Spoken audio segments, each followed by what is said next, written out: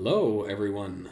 Welcome back. We are Vrock'n'Gnoll, and this will be our 24th session of Shadows of the Arcan. Woo! We're finally figuring ourselves out post-college. Yeah! Yeah. Guys, we only got 2 more years left before we have to leave our moms. Insurance, guys. Fuck you, dude. I'm never leaving. He's going to run an adventure where all the parties are just living in their parents' basement in one town. Like their individual parents' basements, and they keep getting together. That might be run, adventures during the day. That might be too close to reality for some. They play a very popular fictional board game, Cities and Streets. Yeah. There you go. Yeah. Roll for chores. Oh, God. Nat 1. I'm on dish duty. No. You think Nat 1 is dish duty? Mowing that lawn. It's the Middle Mowing Ages, the my lawn. man. That's peat pot. That's piss pot territory. Yep. Nat 1 is clearing out the chamber pots. With a toothbrush. With your toothbrush. Yeah, exactly. Yeah. You think your have a brush, toothbrush? your all-purpose brush that you use for everything? Oh, man. Nice. Well, I don't think we have any announcements today. So I will kick us off with a recap.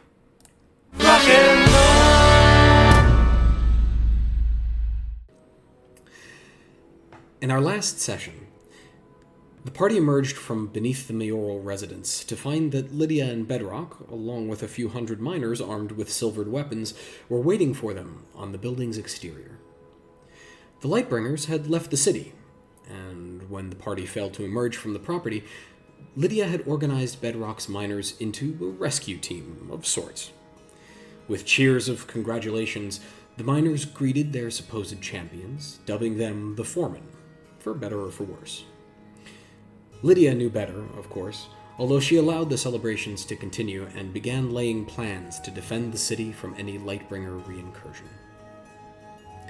The party took a week to rest and to accomplish various tasks they wished to see through, gathering some supplies and some magical trinkets from Dorian, who was of course happy for the business.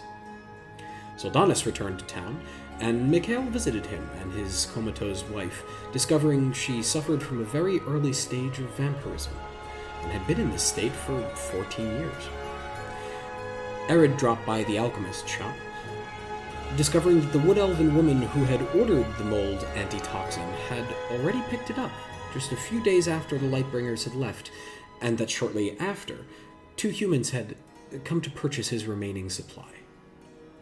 Also during this time, Lydia, rather awkwardly, extended an invitation to the party to join her for dinner, which she would be cooking, to discuss plans for the future. The week has passed. Dorian has delivered to you the glasses and the sight you ordered. You'll find those in your inventories. It's morning, around 10 a.m. at this point, and you are due at Lydia's this evening. You do, however, have a day to take care of any last-minute tasks you wish to accomplish. What would you like to do? DM, is Eric done with his tinkering? Or need I reserve this last bit of time for finishing touches? You finished last night. You may choose to add finishing touches now if you wish. Decorative flourishes, etc. Or you may... Oh, flourishes have been decorated and applied. What I would like to do is take a second crack at getting that blasted manual on time crammed up in my noggin. Okay. You gather it'll probably take you roughly 24 hours to read the book in its entirety. So you can start now if you wish and begin reading. I should very much like to do so. Okay. I will seek out Eugene for some tips and guidance on understanding the material. Eugene can help you do that. That helps cut down the time somewhat, since he guides you through as you read the rather obscure and somewhat meandering script. The theory of relativity. To an extent. Would you like me to roll Arcana? It depends on how long you're going to read for. So right now it's 10 a.m. in the morning. You're due at Lydia's around 5 this evening. It's going to take you roughly 24 hours of reading to finish the book. I see. You said half with Eugene helping, right? So Roughly, yeah. I will read up until an hour before. So that would be, what's that? You said it's 10 a.m. now? Okay. Mm-hmm. It's half the time. So 6 hours reading with Eugene. And then when I leave Eugene, I go back to my room to freshen up for dinner. And when I emerge, and then just wait to rendezvous with the party before heading over to Lydia's. Eugene is very excited to help you learn and understand the insights he gained from that book, and just really exuberantly explaining everything with a lot of enthusiasm. And isn't it fascinating? And this paragraph here, it meant that? How could be so stupid? Yeah, I know. It's written so obtusely. These so freaking wizards, man. It's like they don't want us to understand. You also notice that whoever wrote this, not a fan of punctuation. Just no commas, when they talk about the arcs of eldritch energy and the various tethers and strings. And anyway, they just go on for a while. Yeah. Sort of a meta comment, time, punctuation, it's all related. How could I have been so foolish? It's so obvious now. Mikhail, anything you'd like to do with the roughly 6 hours until Lydia's? Mikhail got a bit of a hangover from the last night. He's gonna spend this day getting right in the head. Maybe go outside for a quick walk. Nothing really I want to accomplish, though. Okay. Melchizedek? Melchizedek would like to take some time to reproduce a second copy of the auto-loading quiver that he developed. Go ahead and roll a tinker check for me. The one for his offhand. That's intelligence or dex? What has it been for you in the past? I don't recall. Let's go with intelligence. It's officially dex, I believe, in the rules, so let's go with dex. Okay. Plus proficiency? Mm-hmm. You are proficient. I rolled a 15 plus 3, 18. 15 plus 3. It's easier the second time through, considering you have a bit of a template to work with, and it takes you a little longer than you expected, roughly about 3 hours, but you have another working version. Each one, I believe, holds 6 bolts. Correct. And I would like to see if I can modify them so they can be used as holsters while the crossbows are not in use. So by adding a small clip at the top of each, normally I would slide the crossbow into the groove, press it against my leg, push down. This would load the crossbow and draw it. And I would like to see if there's a clip where I can complete a portion of the motion and then rotate the clip so that the crossbow stays in the preloaded state. Okay, I'll allow your tinker check to stand unless you want to roll another one. No, it's Okay. good enough. Same session. You imagine this device in your head and you can see it. It's not overly difficult. You manage to add a clip to the magazines for lack of auto-loading magazines, for lack of a better term. You don't imagine it's quite refined enough to quick draw yet. It might catch a little bit, but it's functional. It holds the crossbows. See, with the notion of quick draw in mind, I will retire my efforts for the day.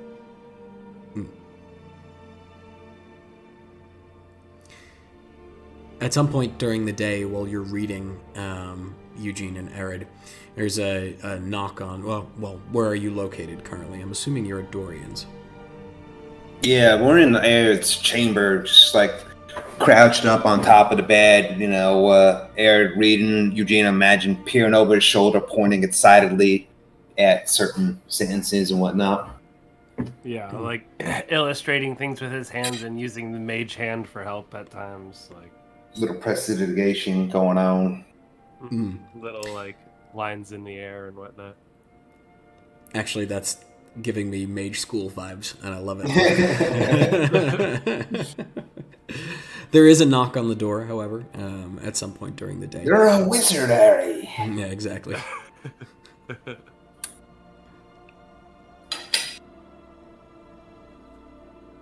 Are you gonna answer that? Damn it. I mean, we're busy. We'll make time. You hear from the other side of the door. Oh. He just looks at Eugene. Wait. You know that voice? That's the voice that who's that voice? That's the voice of Q9. I'm trying to make you. I'm trying to think if I should make you roll for this, but it's. Yeah, you recognize the voice. You spoke with him recently, Arid. It's Teruvian of the Leaves from the potion. Oh, yeah. I was expecting a little potion. Didn't Oh yeah. expect him to. I guess Dorian just let him walk right in. Just a minute. Walks over. True. He's just holding a small box in his hand. I've had these ready for the past 2 days. Were you ever going to pick them up? What day is it? He looks just like pale, like drawn, like he hasn't been outside in like days or slept. Oh, what use is it anyway? Here. 400 gold, as you promised. Sure, I paid you, right? No. Roll a deception check. No, Arid's confused. He's tired. He's been working nonstop. Okay. Yeah. Here. No, you didn't. Yeah. Sorry, He pulls the box back a little bit. I have it, Teruvian. Don't it ever be said that Arid is not a man of his word. Yeah. The only reason I did business with you is because you're vouched for by Dorian. Well, that's insulting. Anyway, he reaches into his bag. Here. He sort of shuffles or clinks the bag. He takes Shakes the bag on and hands you the hurriedly hands you the small box. Well, that'll be all for me. Goodbye. And he terrific. turns. What? He turns back around. Do you require fresh samples to make this antidote? No. Damn. All right. Get out. Wait, did he ever tell us? Who did you sell the antidote to? Did he tell us? He's already leaving. But Arid would recall that he mentioned the original person to bring him a sample and to order it was a young wood elf. He didn't tell you her name. He then said she picked it up recently, about a day after the Lightbringers left the town and the gates were opened. You also recall that he said approximately 2 days later, 2 humans came and picked up his remaining supply. purchased it from him. As just another quick point of order thing, did we commission him to make the wyvern poison last session? Or did we just talk about that and not do it? I can't recall. Don't No, we believe so. did it. Because he did. I don't believe he. Oh, yes, he did. We did do it. Yes, that's right. It would be included with it. I thought we paid him 75 gold or something for that last time. Yeah, I believe you already paid him for that. I think he did it for you on the spot, simply by adding like a coagulating agent to it and turning it into an oil. I'm just looking for the item. If it's It had somewhere. 3 uses, and it did like 76 damage or something. That's right. That sounds familiar. I thought I put it in party loot. Wyvern poison. I was going to say, you know where we should look? Party of loot. Wait, no, that's only the gland is there. We can just convert that into wyvern poison. I was pretty sure I put Or a vial oil. of wyvern poison. But I Be an suppose oil, not. like you apply it to a weapon, right? Oh no, it's in my inventory. Sorry. Yeah, I think you have it. Vial You'll of also wyvern find your poison. site. 76 on a failed save. Okay, DC. cool. I, just, Yeah. I deleted the gland from party loot.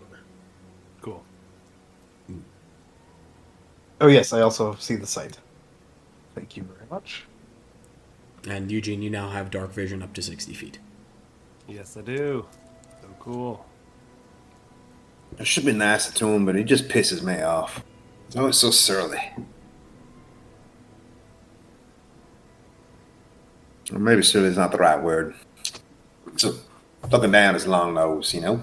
I know. He reminds me of those fucking asshole professors I used to have. You also like that too? Yeah. Always like, oh, you don't know enough. You're not ready yet. Patronizing us and stuff. Maybe it's Especially just... me, because I was so young, you know? Oh. It seemed like they were always looking at me like I didn't belong there. I wasn't going to be able to keep up. It was just a matter of time till I failed. I could tell they didn't believe in me. I don't know, Eugene. I have a hard time believing that. You're one of the smartest fellas I have come across. And, Nerd. well, you just need a bit more confidence, you know? Get a hell of a mage. I know. You know? Not the wisest. Definitely the smartest, though. I could be wise. Yeah. Sometimes.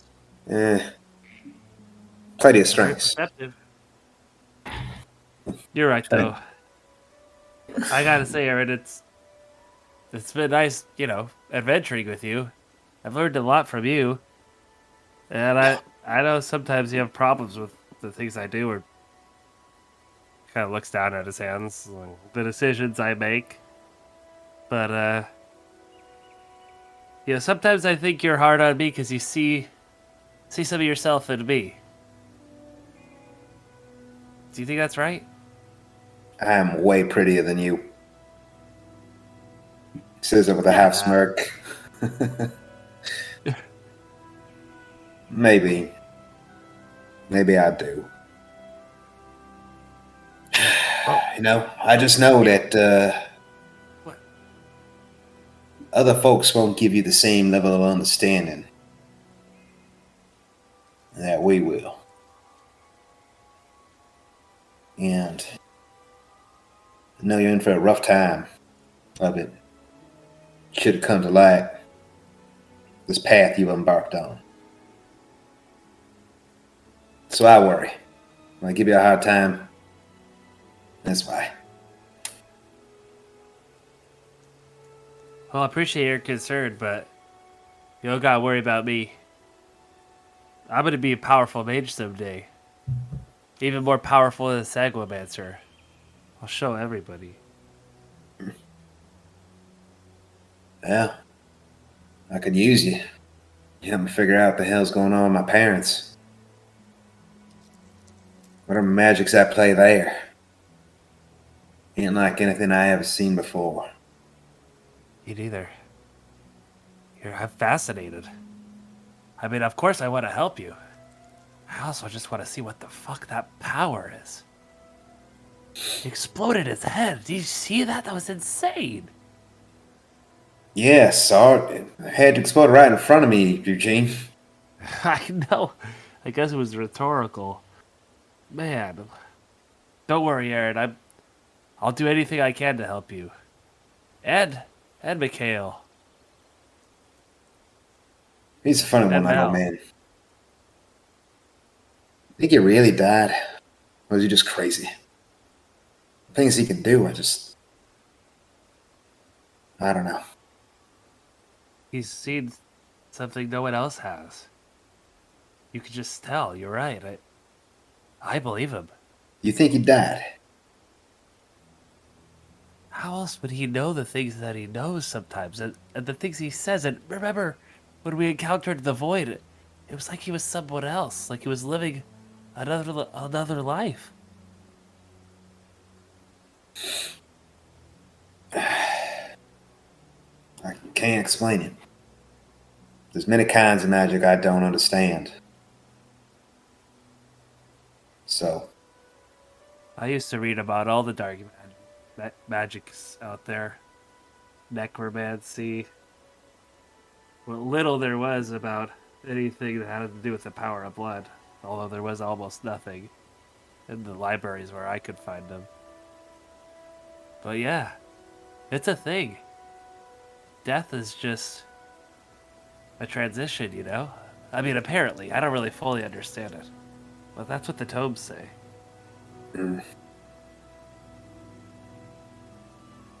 well, glad he's on our side.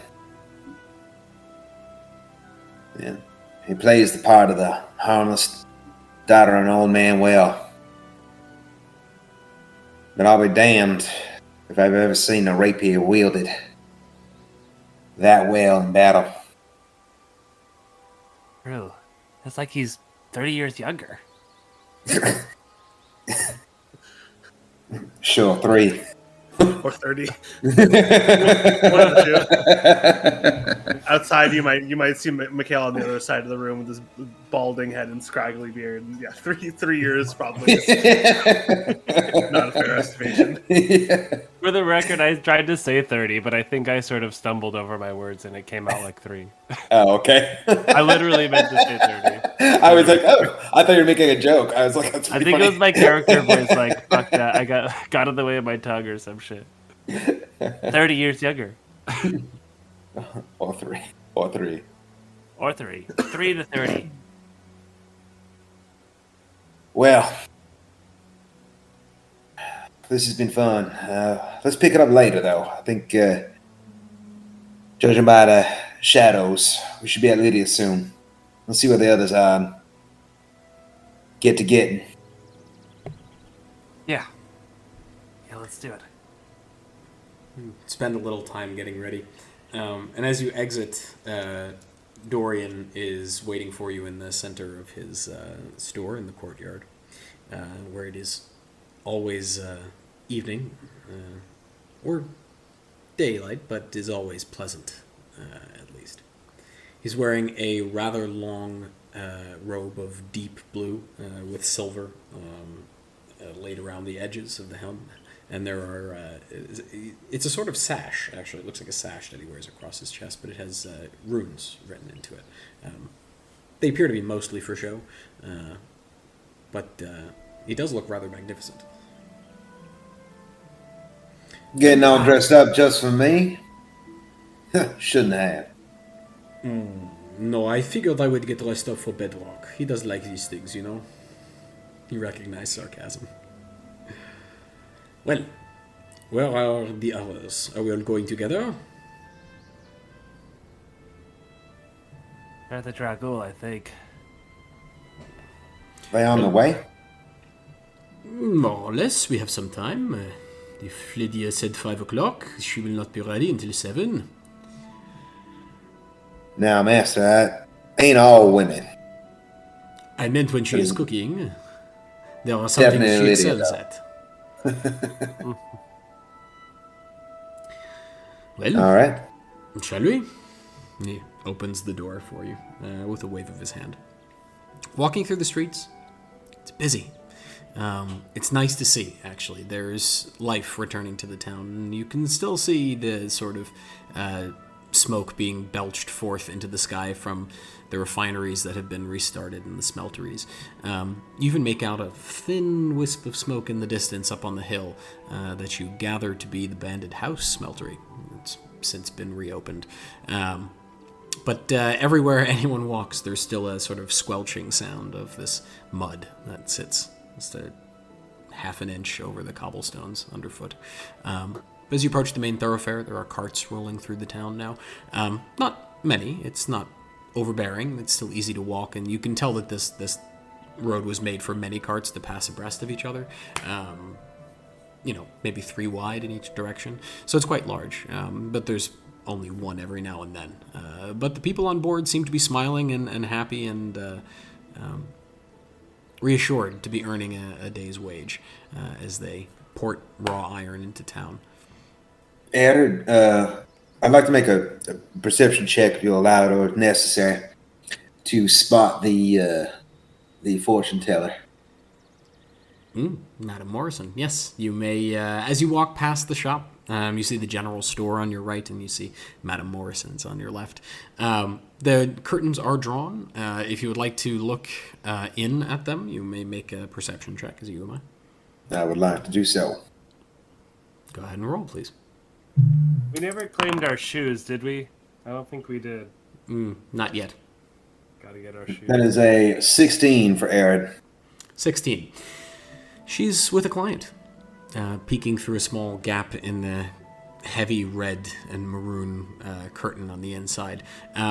You see her sort of sitting with a client, an older woman, has her hand in her palms, and Madame Morrison is tracing the lines of her hand, and you can't hear what she's saying through the glass, but she's speaking softly. Aaron will cast prestidigitation in attempt to make a bang kind of like firework magical spark in her palm as she's reading it. To fuck with her? Yes, 100%. Oh, God. Okay, give me 1 second.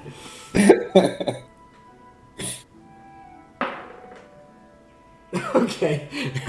You roll or rather you mutter the incantation, and you notice out of the corner of your eye Dorian is watching, and he sort of like cracks a wry smile when he realizes what you're doing. But as Madame Morrison is tracing the hand and looks up at the woman, and then yanks her hands back and topples her chair over backwards, and lands flat on her back, as a spark shoots out of the woman's hand. And the woman is terrified. She jumps back, and you see she runs around the desk and is trying to console the poor Madame Morrison, who rolled a 2.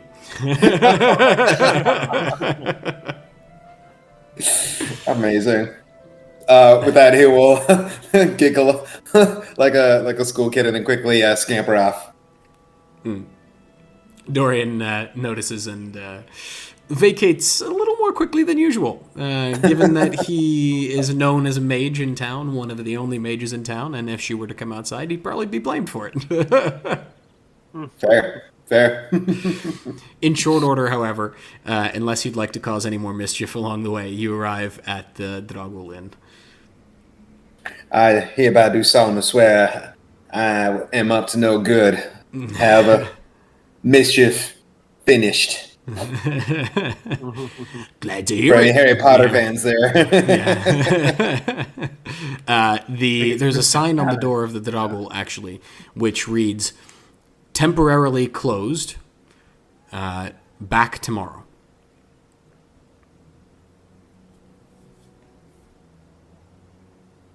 Well, you suppose the boys are still in there, or no? No, that's for the general public. People that don't know what's down under. What's down under? Oh, nothing? Wait, what? Isn't that where they are? You know. Why would they be hiding out down there? that's like their base of operations, no? Mel, you might hear voices outside the door at this point. Yeah, I'm up in my room, I think, working on my workbench, which I will pack up when I hear them and head downstairs. Let me Place just is knock on the empty, I door. guess. You hear a Nail! knock on the door as you Mikhail. descend the stairs. Mikhail is waiting by the door. I think he also has a very high passive perception, so he's just standing out behind the door, just like with his finger on his lips as Mel keys an X walks down and he's sort of snickering to himself a little bit. You think they left? I bet you Mikhail's out begging for alms. I'm mouthing confusion at him. It's the others. Oh. Mikhail holds up a hand. He's like, wait a second. He puts his foot up against the door and he says, "Oh, who's that there? Oh, I can barely hear you. Who's outside? We're closed temporarily for the day." Damn it, Mikhail, it's Aaron. "Oh, Aaron, okay. Well, the door's on. Try pushing on it." And Mikhail puts his foot against the door, tries to brace it. His boss. You can roll strength checks, competing strength checks if you wish. Sure. It's a 17 for Mikhail. Yeah, that is a. You got to push a bit harder. It seems to be jammed or something. What's going on? Eugene, Push harder. Next, try again. Eugene, come give me a hand. Give me a hand here. Give me a hand. What? Okay. We're just Give gonna it. push. Ready on 3 this time. Give it a real good push, okay? 1, 2. Mikhail moves his foot to the side. 3. Eugene, are you helping or no? Yeah. 7. 9. Okay. 9 and 7. Yeah. Okay. The door opens without any resistance, shockingly. And both of you, having thrown all of your weight into it and rolled under a 10, end up inside, off balance, and Mel, or you both see inside that they careen into each other, and one of them knocks into a table, and one of the benches goes onto the ground.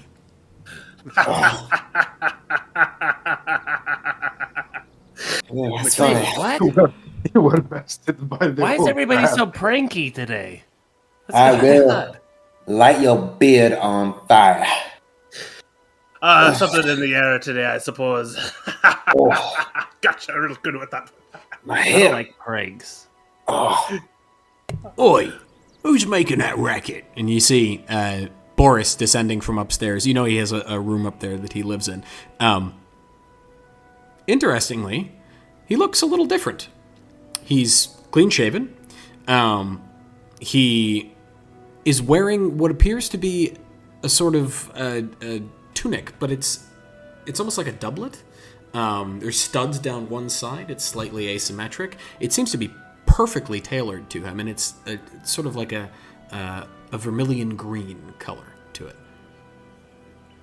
Stop messing up me ball, right? and who the hell are you? This bar belongs to Boris. Yeah, all right. You a funny one, you are. Come on. Gotta be This getting is the on. landlord of the place. Got an new invitation from Lydia. For new times. So I got to be going, you see. You lot can stay if you like. An invitation from Lydia. You invited me to dinner. Looks Yeah, like I still dolled got up. it. Yo, Ken. Hate to dampen your enthusiasm, but we have received a similar invitation. Not my kind of party, mate. He looks a little dejected. Unchaste thoughts, Boris. What even? Knew it was too good to be true. Now, All Boris. She just invited us to the dinner, not to the after party, the dessert. Oh, right. Well, we'll see. At least you're all right, could eat a free dinner. It's been a while. All right, I'll walk you over there. Know where it is. All right. He exits through the door, locking it behind him with a rather large set of keys. You notice there are 3 bolts on the door. Eric takes a moment to look over the party. Boris, Just make sure. did it take you all day to get dressed up like that? I noticed the sign on our way out. Nah, let's just put that up for the night. Sometimes customers come in, around 4 o'clock, 3 o'clock, and they get what they call day drunk, and then they won't leave.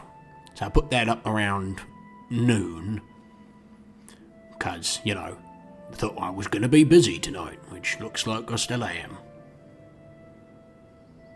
Dessert. Well, dinner at least. Seems Do you have his crush on misconceptions Lydia? have been shattered. do you like her? Like, do you want to be boyfriend girlfriend with her? Right. You know what? You gotta ask your parents for that talk. And he just walks off, holding himself rather upright, and it's a little unusual. You don't suppose he's already like before? No, right? Kissed her? Definitely a bottom.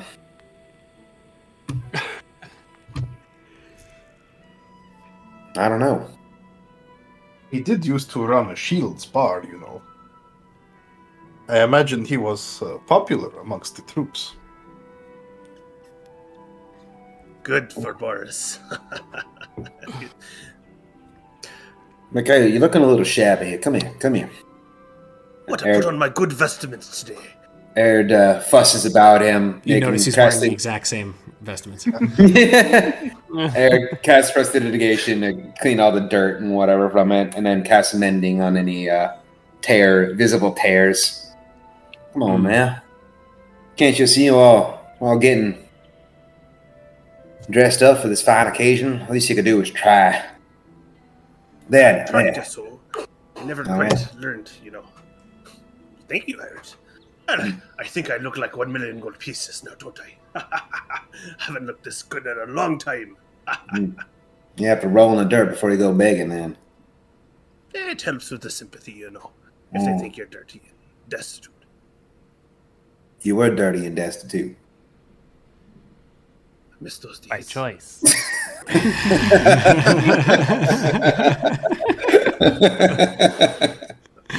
In short order, you arrive at a rather small home, actually. Not at all what you were expecting for someone who's held Lydia's station and place of power in this town for as long as she has.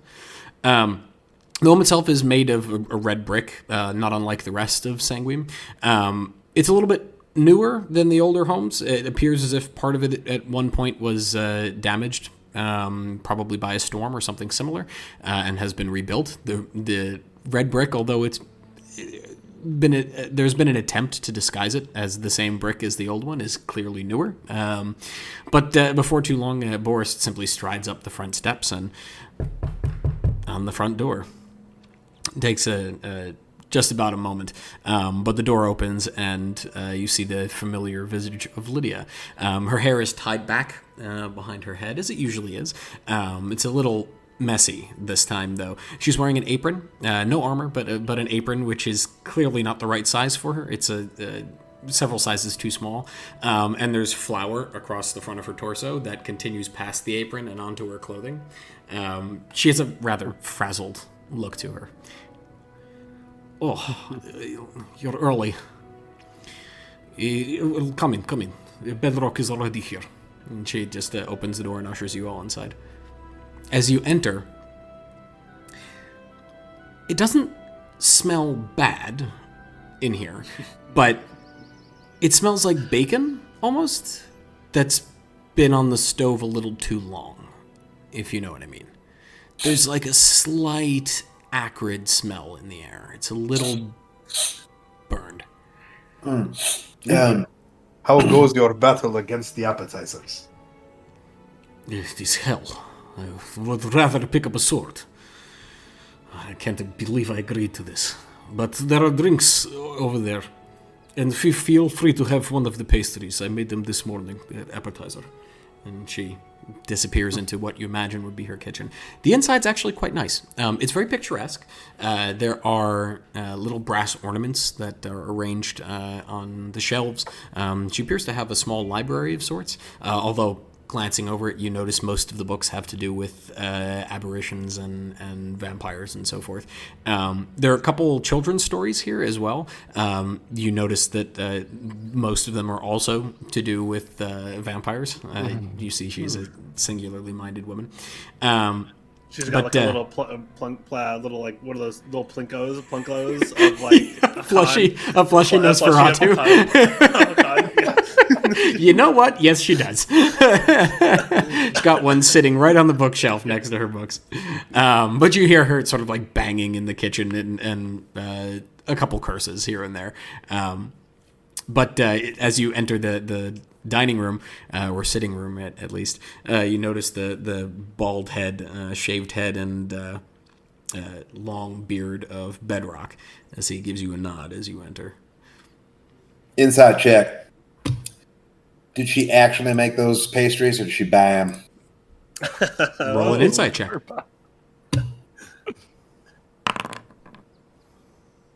21. She made them. You also notice that one of them has a bite taken out of it, and nothing more. You see Bedrock is nodding to you as you enter. He's sitting across the way from you in a chair by the fireplace, which is currently roaring. Note an axe against the wall, and he has a glass of some sort of liquor in his hand. Bedrock is rude to eat half a pastry. Well, then I dare you to eat a whole one. I'll try it. Wait. And he casts Mage Hand and go grab myself. No, it was you. You got crumbs on your bed. That's not what he's Bedrock saying. just What does it taste like? Yeah. Yeah, I'm gonna try He's one. watching I grabbed Eugene. one. Yeah, Are you eating it? just take a big bite. Yeah. It is dry. It is so dry and salty. There's way feel too like much I salt and not Cough, nearly and enough it's just sugar. like dust.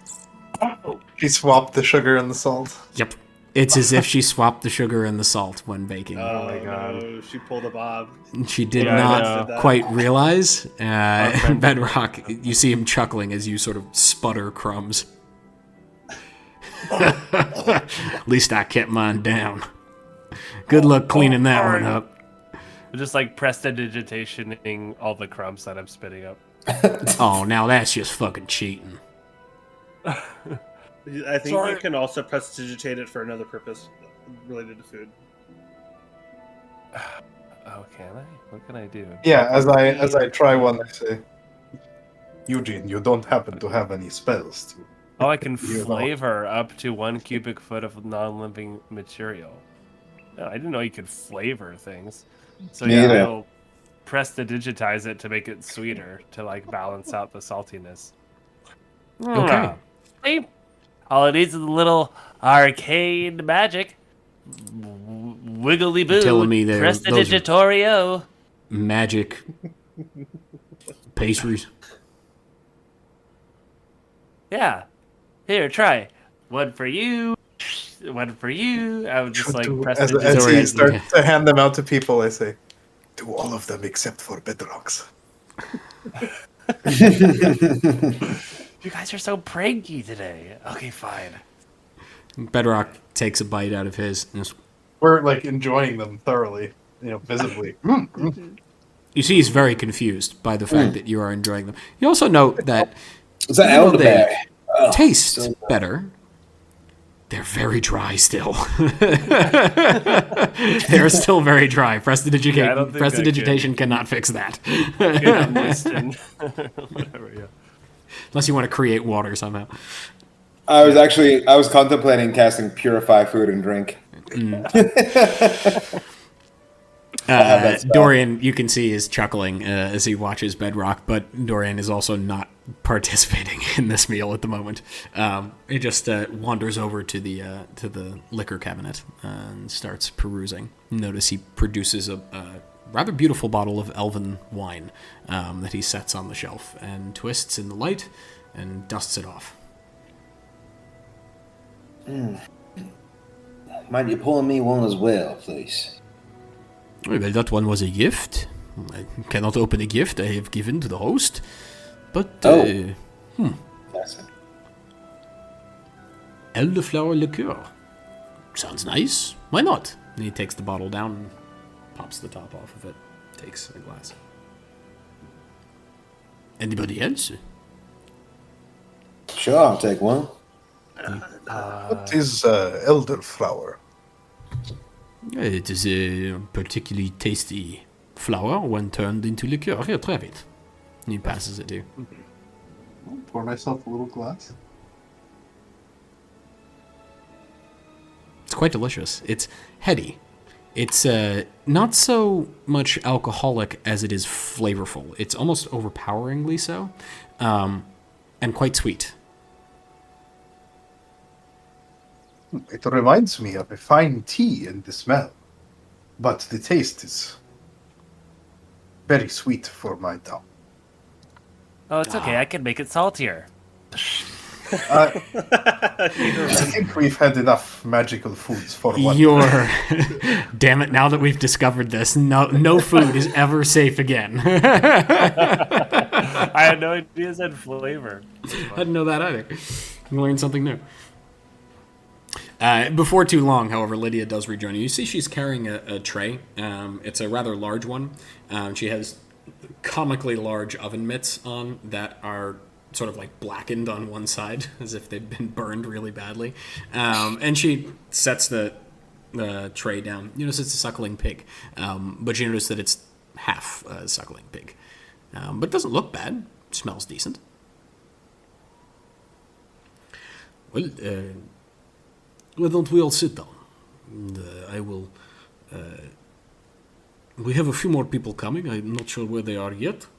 But I would hate for it to be cold when you eat it.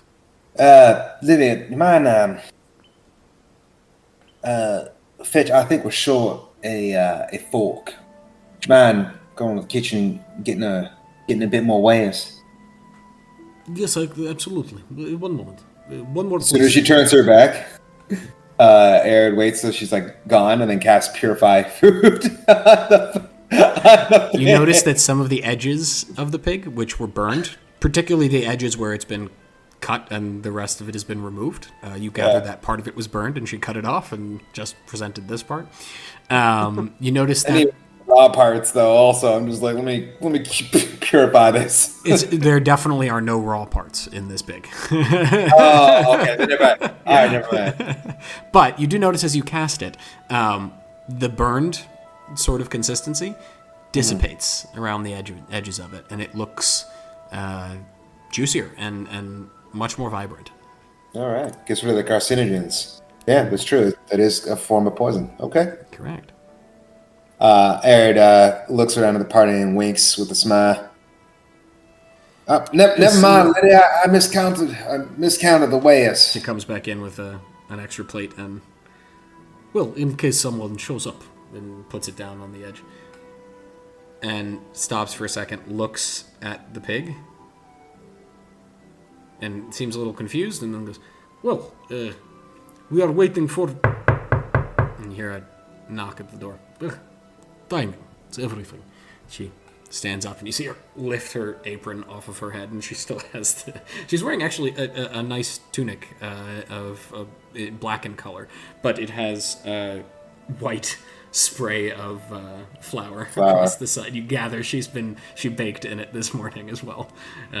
Goes to the door and opens it, and you see her return with Emily, and behind Emily is Soldanis, and with him Sulleiman.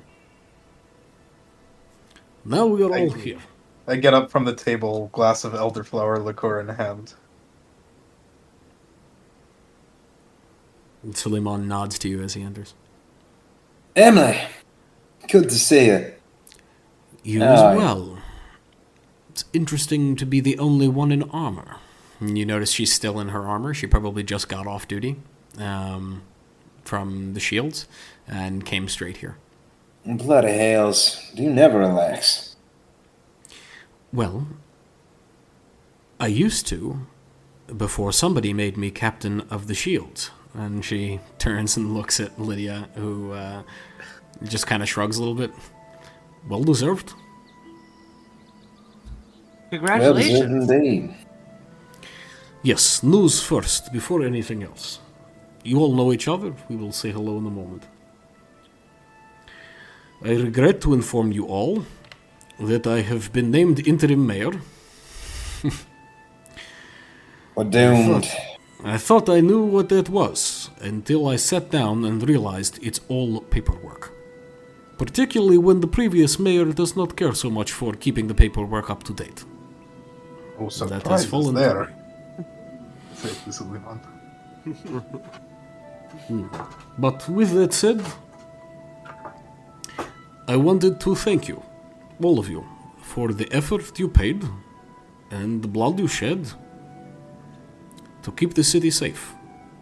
Now, all of us in this room know the Lightbringers are gone, but they will be back. Emily? Yes. Before we eat, we've recovered all the caches of silvered weapons. Now that the Lightbringers are gone, we have retaken the bank as well. We're back in control of the town, I'm happy to say. Does that mean that our creditors won't come knocking? No, of course not. They will, I'm sure. But we will be ready. Well, now, if we're talking news, I've got some news of my own. Bedrock and I are opening the mining consortium. Calling it the People's Mining Consortium of Sanguim. It's going to be shares opened. Each of the individuals who've been part of this guild for as long as they have, they get shares when the mining company does profit. They profit with it. Just thought y'all'd like to know. Well, That is an Center is excellent reopened. plan. What amazing. That one's for you now. He takes it out and hands it to Dorian. Thank you, as we discussed. Exactly as we discussed now. You put money into it, you've got shares. Simple as that. Oh, is that Dorian where my nods. money went, Dorian? Precisely. Soldanis, Bedrock, let me introduce you to my shadow partners. The foremen, as they are called. Well now, why is it that everything that's good that happened to this town in the past...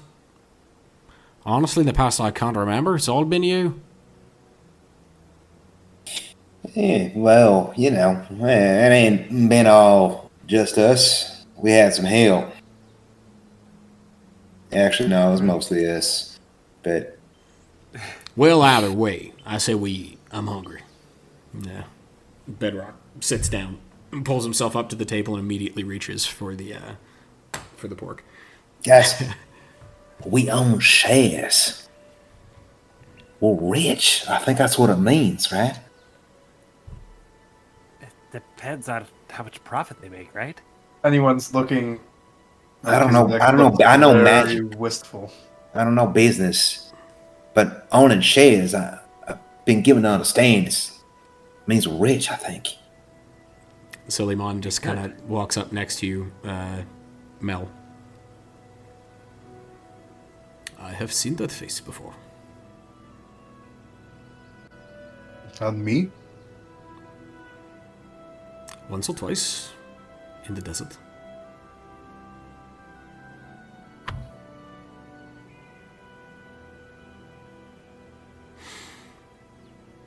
I don't think these are truly mine.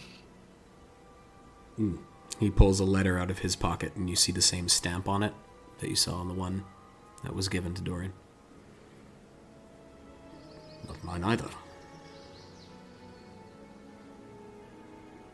But they say my name on it. suppose the laws are different here. This is not exactly the jurisdiction of the Empire.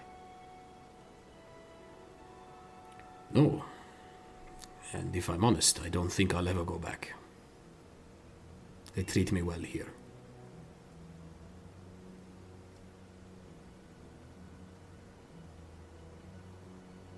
What are you two on about? Reminiscing. Come, let's eat. He sits. Point of clarification. Sorry, I think I misunderstood. We weren't granted shares. Oh, Just Dorian was, because you gave the money to Dorian. didn't I? Wasn't it Mikhail actually specifically who gave the money? Am I remembering that correctly? yeah, It was my for share. Soldanis. Oh, was it? It was 400 gold. It was not a Yeah, small I amount think- of gold. I'm pretty sure that Melchizedek also went in on it. I thought it was 100 gold each. That's what I Yeah. had written Did down. we I all thought contributed? everyone had. Oh, okay, we all did. Oh, Yeah, okay. we all did. I We might all have just did. been misremembering the moment. I just might have Yeah, I remember everyone contributing part of their gold to it to buy in shares. Because you gave your gold, and then he was like, I have a better idea. Instead of giving it to Right. everyone on the street, I will give it to Soldanis to restart business and bring jobs to the... Yeah, because you took the gold from partner. Yeah. 'Tis a funny thing then, Mel, isn't it? When I originally gave that money to Dorian, you were all up in arms about it, if I remember correctly. But you see now how a bit of selflessness can lead to the greater good of all. I am not one to call investment selflessness, but it can lead to the greater good. My thoughts For exactly. that I am grateful. I have long felt this way. Oh, you'll also be happy to know that the elves and enchanters who are outside the gates and being held have been permitted access to the city. I've hired a new co-enchanter. Someone to learn from you if you wish to stay, right? His name is Emeret. He said you have met him before. DM, have I met him before? Yeah, you'd remember Emeret was the one who spoke for the elves and half-elves who were gathered outside the city. Oh, yes. Yeah. How is Emeret's father? Is the man still with us? From my understanding, yes, he is receiving medical attention and he is living quite comfortably for the moment. Right and good. And everyone starts to dig in, and there you see Bedrock, as he carves off a piece and puts it on his plate, and he begins to cut it and tastes it. And his eyes go wide a little bit, because it's actually pretty good. He's expecting it to be burned, and it isn't. Little does he know he's eating magical food at the moment, but nonetheless, it's quite good. You also hear a ping from behind you, and Lydia sort of like jumps up, knocking her chair over, and fuck, and runs into the other room, and you hear a sizzling as she comes back with sitting on a stone, a cast iron pan that she sets down in the middle of the table. It appears to be a side of beef that is secondary to it. It's surrounded by vegetables of some sort. Look to be root vegetables. Meat with a side of meat. And vegetables, root vegetables specifically, which turn out to be sausages when you eat them. I'm kidding. They're actually root vegetables, so carrots and turnips and Jerusalem artichokes, root vegetables. Eugene is eating a surprisingly large amount. He's a growing young man. And Bedrock pats you on the back as you do. he wants Make to a fine try miner to- someday, son. Oh, thank you. I used to do a little bit of manual labor on the farm I lived on for a while. In Somerset. grew up on a Can I get some farm? of that beef? Oh, yeah. Bedrock reaches over and carves it for you and puts it on your plate. Thank you. Oh, yeah, it's, He looks you up I and know it down the doesn't really robes you're seem wearing. like it. With the How did wizard that- robes and all, I know. How'd People this don't happen? usually jump from the... Well, I don't know. I was always fascinated by magic, see? Even though I grew up in a small town. Like, there was this nice librarian lady. She would tell me about magic and give me books to read. And I don't know. I just was able to memorize a lot of stuff. Anyway, long story short, I ended up applying to the college and I got in when I was really young. And so, yeah. Not easy from what I hear. You hear Boris chime in. I'm guessing Cetrulia and Velitria, right? Hey, you got it. That's right. Right. Guessed by the robes. But difficult place to get into, so I've heard. Word on the street is, anyway. Never applied myself. I mean, I didn't find it very hard, but yeah, people do say that. Right. Magic just comes kind of natural to me, you know? Well, Memorization. that's good. Find what you're good at. Exactly. I was never much help on the farm, although I was really good with the pigs. What's your name again? Who am I talking to again? Oh, that's talking to Boris? You're talking to Boris. Yeah. Boris. Okay, Boris. Okay, yeah. It's in my mind here that Boris might be a spellcaster. Is he? No, he's I just mean, not. do you know anything about magic, Boris? Me? No. Well, little Insight things. check. Go ahead. Insight. 6. Nothing. Yeah, he's being pretty truthful, Yeah. as far as you can tell. I'm too distracted by all this yummy food. Yeah. Garrett is Mouthful of, also paying attention if he can roll with advantage. Go ahead. You may roll separately for insight. Insights don't stack. You Yeah, roll that kind separately. of makes more sense. Yeah, that's true.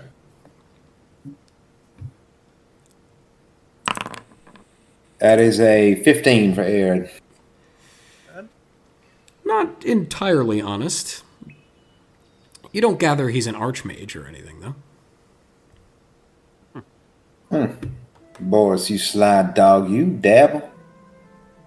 He picks up one of the knives from the table and rolls it between his fingers, and when it reaches his final finger, it vanishes.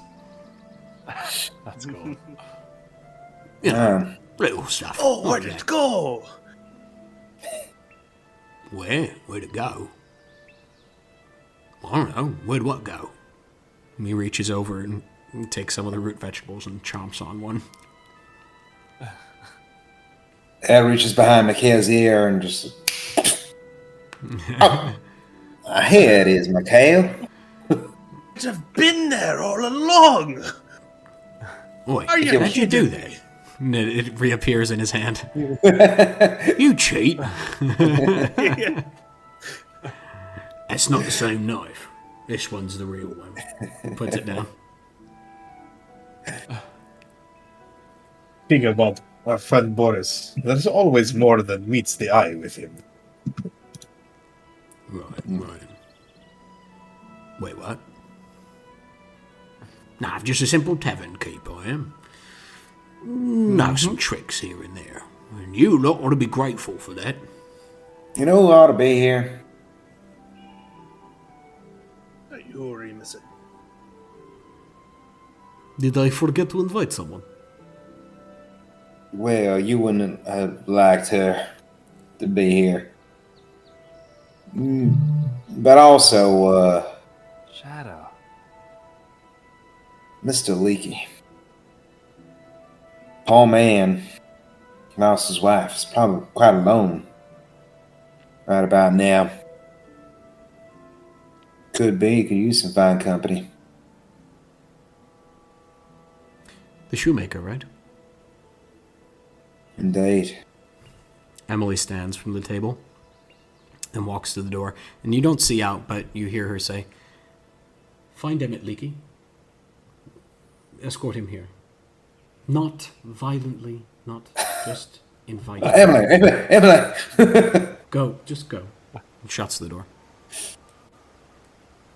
And comes and sits back down. I always have to specify with these idiots. No, you know what my life was like. And you were one of those idiots. Never mind. Emily looks at you daggers from across the table. Forgive I him. think- He's feeling pranky. All of us, Foreman, we're just in a very pranky mood today. Oh, I think, Dorian, that the permit for your shop is expiring soon, right? Leave me out of this. Somehow my permit has been renewed every time. Like magic. Yes, well. We'll see about this time. She looks directly at you, Arid.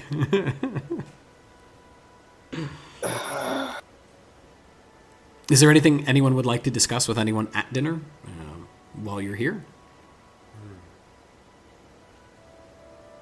Well, I'd just like to say thank you, Lydia. It is a fine meal you've made here tonight with your two hands. Is it? You see, she doesn't quite believe you. No, to be quite honest, it was pretty terrible before these fine fellas spruced it up with magic. But you made it. You made it yourself. And and you know what, Lydia, that's the important thing. You're crispy. I loved your crispy fucking loaves. It's reminded me of a time that me and my daughter Narina made a dinner like that. And she forgot she forgot to put in the baking powder and the yeast, and so we ended up with these flat crackers, which was terrible. But I love them, and it was important, It was an important meal because she made it, and this is just the same, regardless of the spruces, which were very necessary, if I'm being honest. But well, it seems you four are making a habit of fixing my mistakes. You have my gratitude again. May I ask what you plan to do now?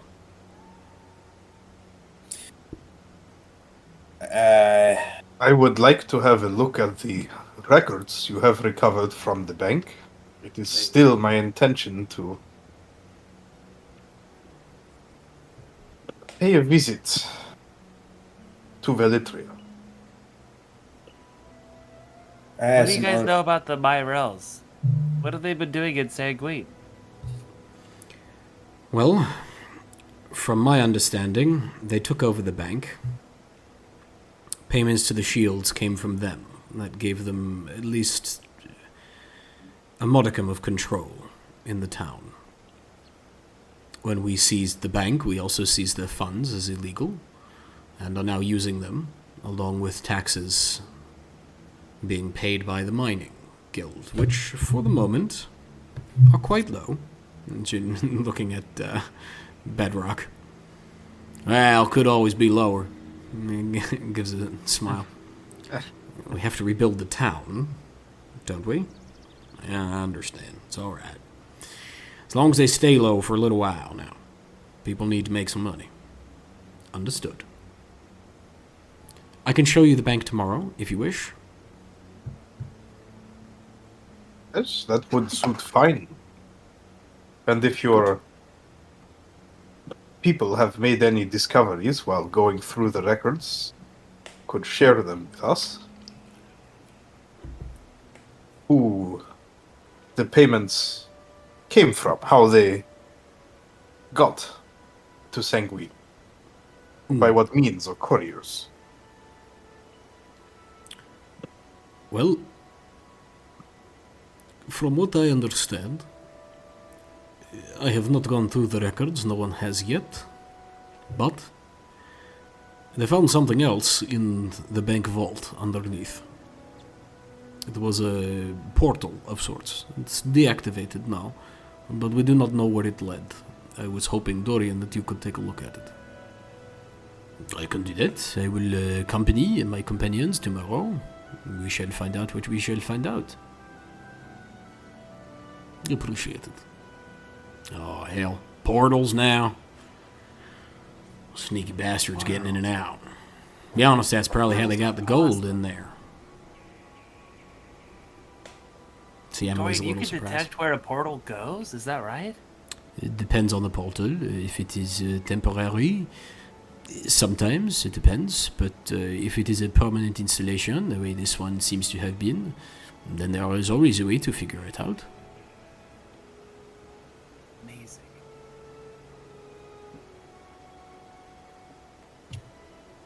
I need to follow up on my parents. And he looks at Dorian as he says this. Ah, It's yes. the first time I've had a lead since I came back. I had heard you were attacked, right? Attacked. And more. There's something strange afoot. I can't rightly explain it, but it's more than I understand going on over here, and it's magic in nature. And the first time I have any kind of idea where I might find more information. The mayor and his book is out of reach, and there's mold in the swamp. There's some people. This carnivorous mold was found where they were standing, where they ambushed us. You said they teleported, right? One did. After killing his comrade. Leave no speaking witnesses. Whoever He you was were dealing grabbed with. out of the air by some spectral hand. Well, however you're doing this, and whoever is doing this, they're clearly quite dangerous. If it's within Sanguim limits, you have our support. I unfortunately cannot commit my men to a swamp. They are not suited for it.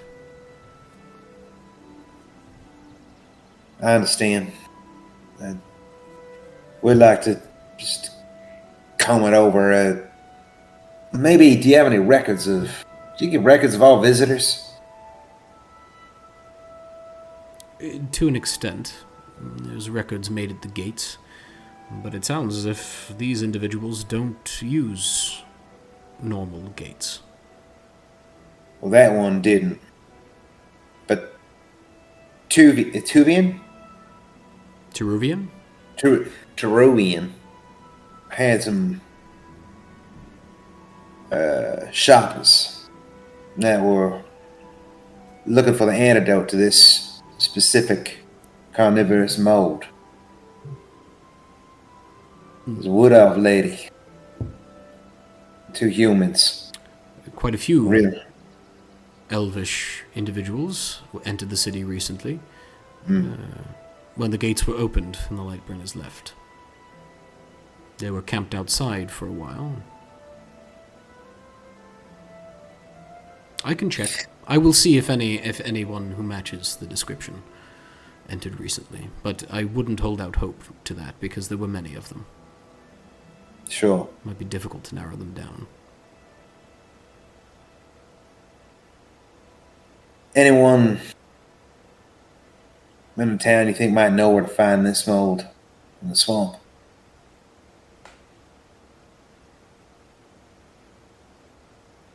Possible. Yes. Aside from Yes. Teruvian. He ain't helpful. No, I can't imagine he would be. Try the Bearded Woodsman.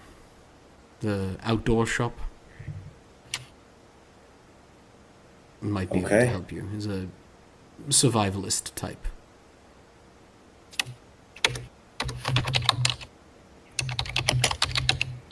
I will, thank you. I do hope you find them. Me too.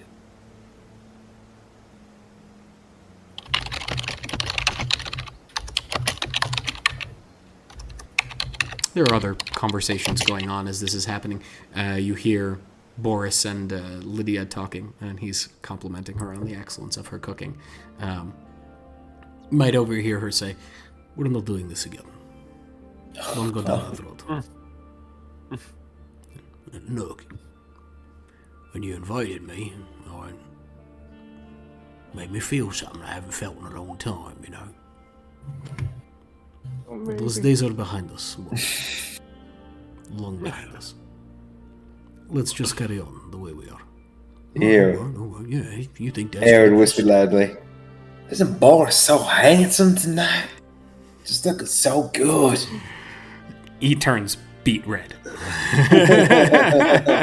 Beet red. Yes. No. You're right. We should just let it lie. You're right. Well, it was delicious nonetheless, by the way. And with Lydia. Like, damn, they make a cute couple.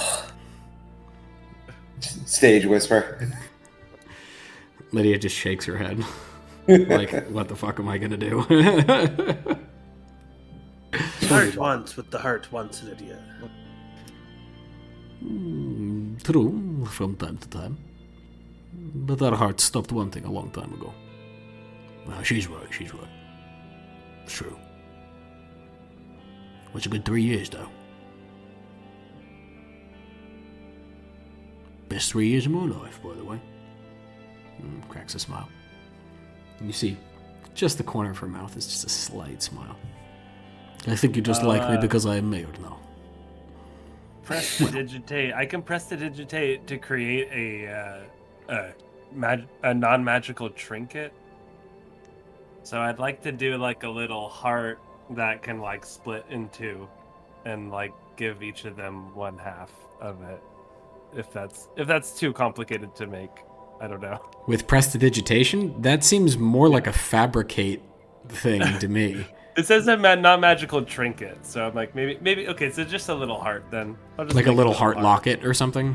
Yeah, that like like a little necklace. Friendship heart thing. Where Okay, like, where do you create it? You have.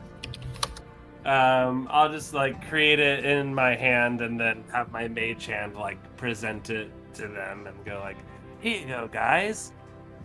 To remember what you had and what you couldn't have again." Thanks, Boris, looking at you. Really, reminds me of the pain. Appreciate it. And he takes it and puts it in his pocket, and Lydia just picks it up and sets it on the counter next to her. Well, Get an elbow in the ribs, by the way, from Bedrock. Really got to work on those interpersonal skills, son. Learn how to read a room, Eugene. Timing's key. I love to be romantic. Right. Well, it was lovely to see you all, but I've got my bar to tend to. There's probably mobs of angry patrons outside. So, blessed night to all of you. Can I talk to you before we leave? And he steps to the door, off to the side. He pointed to you four, as in the foreman. The foreman. Sure. I turn to Sulleiman and I say... Did Leaky ever arrive, by the way, or no? Not yet. Okay. Yeah, I would join the rest and walk over. Absolutely. What is it, Boris? Right. I haven't told anyone this in a long time, so bear with me. But if you go into Velitria and you fancy a fine pair of clothes like the ones I'm wearing, and a place to have a drink, find the Devil's Thread Inn. Ask for Jonathan Basquiat. Particularly if you're looking for work. And he palms to you, Mel, a small, what looks like a golden... It looks like a gold piece, but it has different engravings on it that you've never seen before. And you look at it in the palm of your hand. It appears to have an emblem of a dagger stabbed down into a table and through a gold coin, which has a hole in the middle of it. I incline my head as if to say thank you. Right. If he asks, I sent you. If anyone else asks, nobody sent you. Got it? That part's important. Don't forget it. Boris who? That's right. That's right. All right, you fool. Hope I see you before you leave, if you choose to leave. If not, my door's always open to you. And he mocks tipping his hat. which he doesn't wear. Have a good night. And he steps out. Have I heard of the Devil's Thread Inn in Villitria? Roll a history check. 20, dirty 20. Dirty 20. You've never been there, but you've heard some of the other wealthy patrons of the city mention it. Especially because it's sort of known by reputation to be a speakeasy. And oftentimes, noble people and wealthy people in general with problems go to the Devil's Thread, and their problems are sometimes solved for them. Beyond that, it's a little cryptic. You're not exactly sure why or what happens, but you have a name shady. now. It's a little shady, yeah. People always sort of like lower their voice when they talk about it. Yeah. You also sorry, know that what it's a was the name tailor again? shop in the front. The Devil's Thread Inn. The name, The person you're looking name for of is the... Jonathan Baskier. Baskier. It's in party. It's in the notes. Oh, okay. Of course it is. Yeah. Cool. Thank you.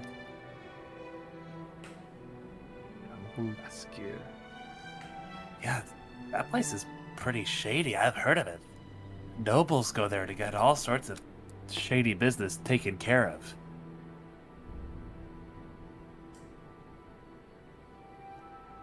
Boris is already gone. He's out walking home.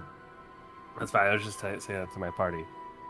I mean, I guess if we have a contact, I'd be down to go check it out. I'm very curious. Always wondered what it's like in there. But we should be careful who we talk to and definitely not trust too many people in there. It If is we go. always good to have a lead.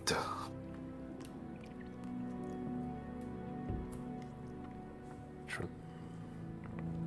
As you stand by the door, Dorian approaches as well. Well, I believe I am on my way home. Will I see you later, or are you leaving for Villitria? I think we might go to the swamp, right, Aaron? I don't know. What should we do first? It's the only lead I had on my parents the entire time I've been here. I know it's not much, and I understand if you want to leave, but I gotta try to look. I gotta talk to this fella. I have to try. It's my parents, you understand? I do. Of course. We can spend some time looking into this mold and the men who purchased the antidote. I only wish for you to be careful and to return in one piece. He pats you on the shoulder. If you do decide to leave for Villitria, you can always look up Sarah Snolthia, the woman you met. I would ask that you do not put her in harm's way. She can take care of herself, but she has a business to run and a reputation to uphold. I understand. She's very dear to you, Master. As paramours and long-time lovers, we will treat her Is that with what you the think? utmost respect and fragility. No. Not like that. It's okay, Master. You can We tell were me. friends a long time ago. She was a dear friend of mine and my husband's. Oh! Oh! My friend Errant here fancies himself to be quite the matchmaker. He's not always on point. It Yeah, seems you just- all have caught it tonight, he says, and turns to Eugene. What was that move with the locket? I wasn't trying to be an asshole. I thought, like, you know, they were, like, trying to, like, they'd like something to remember each other by, and, like, it would be a fun, like, romantic thing. I to do not think they give are them a likely to watch. forget each other after 3 years of marriage. God, you're right. Oh, they were married? It was her second husband. She has had 3. No, I'm not going to say it. Never mind.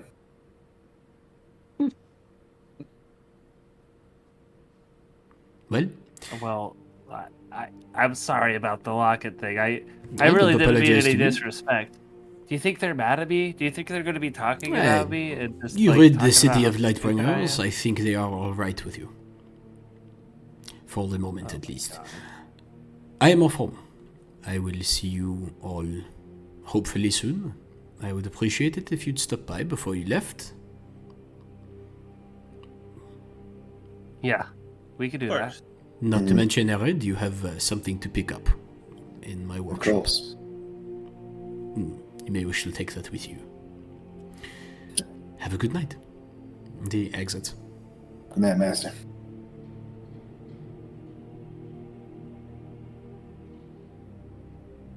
Yeah, goes back and sits by the table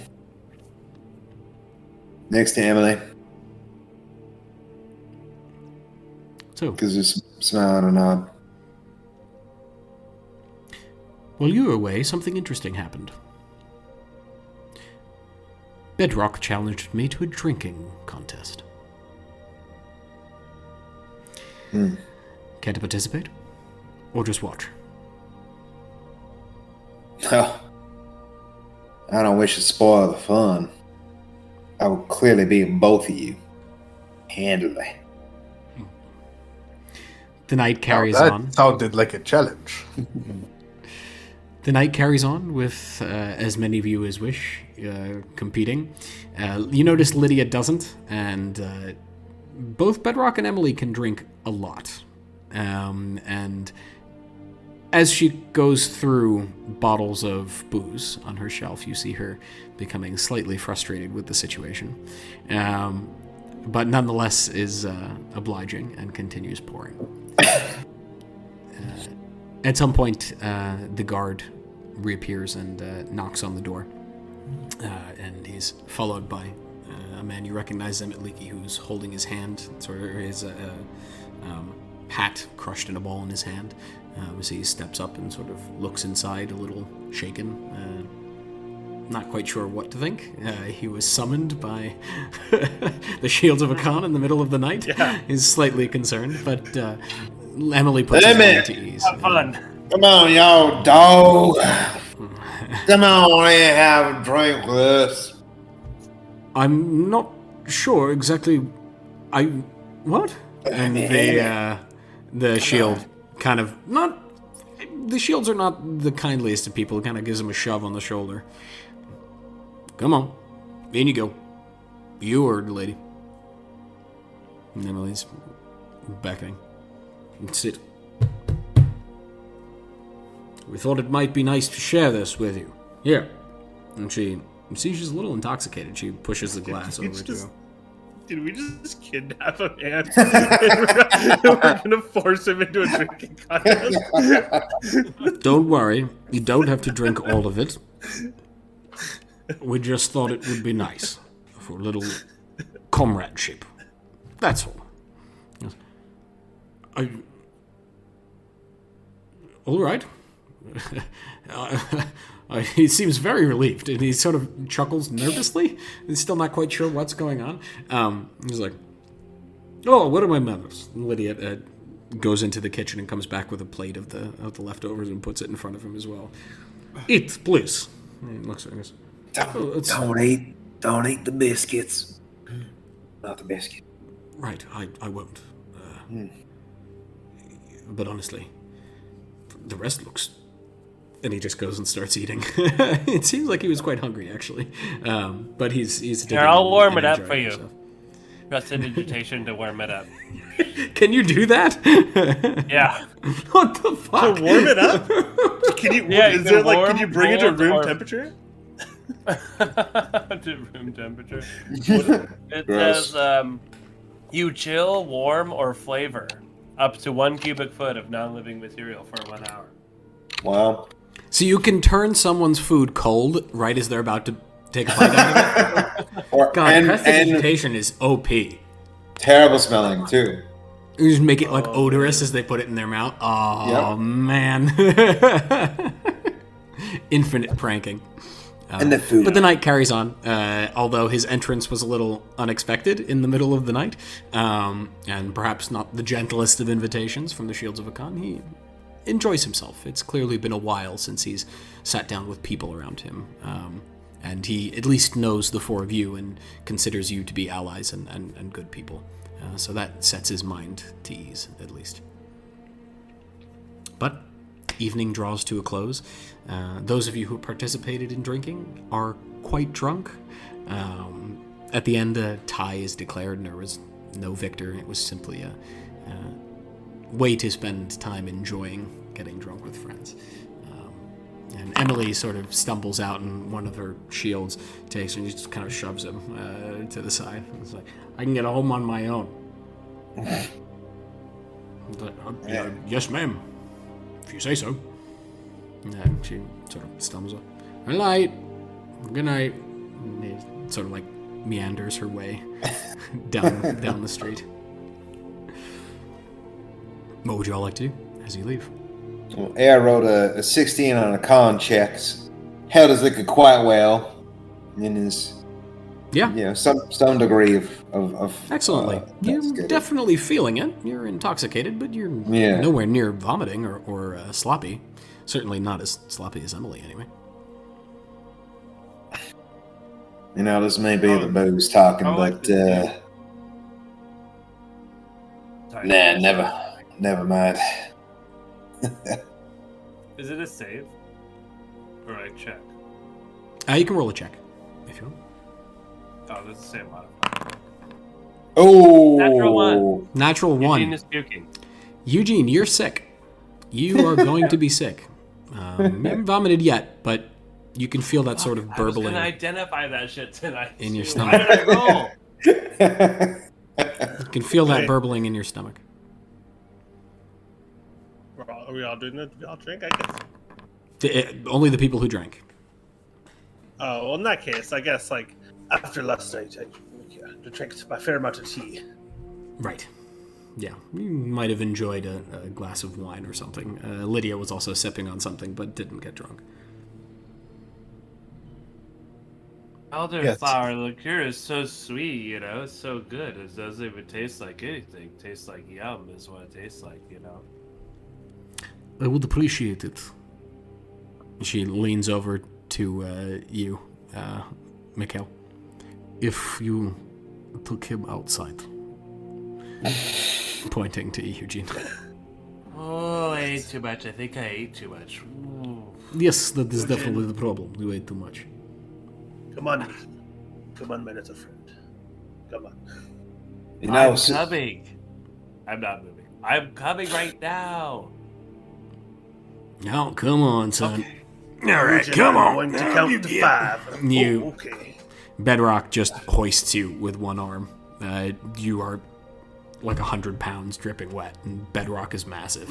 Although short, he's quite stocky. Just, come on, off you go. Let's go. All right. Whoa! Unnecessary. That's not necessary. Well, you should make a report to the Shields. Come on. Eugen, it is like you're flying. You're on your feet, but he's moving forward whether or not you're walking or not. I can still recite the whole Elvish alphabet. Look. And I'll start saying. I don't know what any of that means. But soon enough, you are returned to the Dogwool Inn. Boris is inside. He has a couple patrons now that he's taken the sign down. But Bedrock deposits you on the front step with your compatriots. Having said goodnight, he makes his way home. You are free to do as you wish. Rather than walk home with everyone, I'm going to spend the rest of the evening just chatting with Sulleiman as we observe everyone drinking. It's a mite different than those nights with the wineskins in the desert. We'll talk about old times. You know, even though we are free now, I still miss those times. The desert has a beauty to it. When the sun around, first we're sort of outside, I think. Yes, but rise. This is better. It feels good to be a part of something growing. Yes. Something where people's fortunes are changing for the better. Will you stay and work with the cooperative? I will, for a time. They have asked me to keep the mine safe. So that is what I am doing. And organizing a group to liberate some of the other mines as well. Are you concerned about staying too long in one place? Well, this is a small town. I do not think they will establish an embassy here. It would not make sense. There is nothing for them here. Not yet. So you are saying by helping to build this town, I am chasing myself out of a home. So Where there are profits, the Empire follows. that is true. I heard they are in Harandram now as well.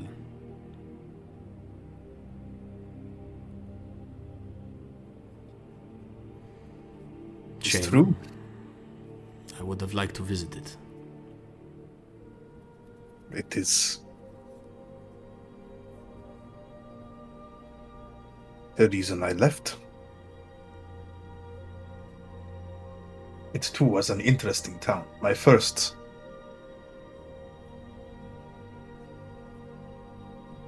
outside the Empire. Indeed, mine as well, but I did not stay. Well, I suppose you did. I found work. The Weald were generous with me. They saved my life. But I thought you had died. If not, if I had thought otherwise, I would have stayed. I thought the same of you. I'm surprised that the Weald did not inform us that others like us had been found. Well, they are a disorganized group, to say the least. You worked with them, you know. They're more like a collective than any Right. real company. Contract work Mm. suited me fine. Some fine fighters in their ranks. Fine, yes. Even they knew enough to steer clear of the mountains. As well. Why do you not think it attacks the city? It stays clear. You know, I never thought of that. I did not know such things existed outside of legend. It's funny, I did not either. My brother, the Dune Sherpa, you remember I told you, Yes. he used to speak of the Dune Shapers, the Dune Shepherds, the Avavul, the dragons in the desert. He said he met one. I laughed at him. But maybe he was telling the truth. Well, all I know is the stories I was always told.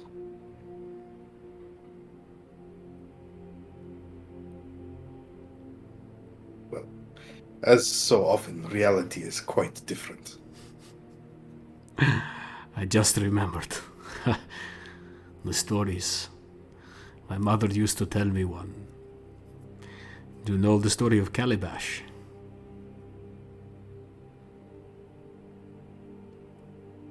Calibash and the Scarab. That is the one.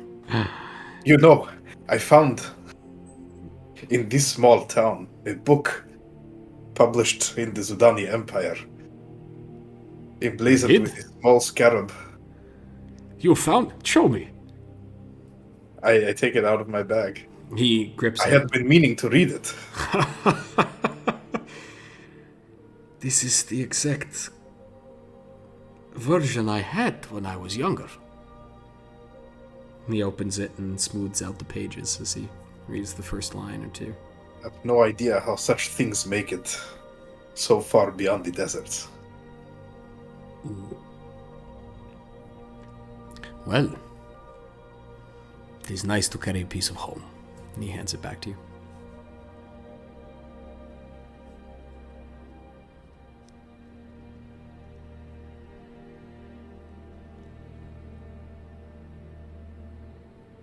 I hope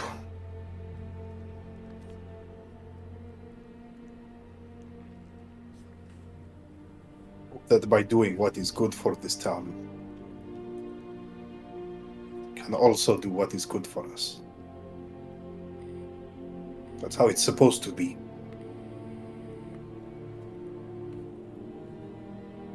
At this point, as he's standing outside, he's smoking a rather large pipe. And you smell the familiar aroma. Yes, well. One can only hope. But I think, for now, I will retire for the night. I thank you for the memories. And for the conversation, as always. Oh, and he turns around to look at you again, pointing to your crossbow with the sight mounted on it. Nice. Was inspired. I know. You always copied me. He walks off into the evening. And we'll take a 5-minute break there. Nice. Very nice. Oh, Sulleiman. That was awesome. Yeah. No good. God, I love RP. That's so good. It's so good. It's one of my favorite things. That was so good. Can you still identify something if you're wasted? I can do it in the morning, I guess.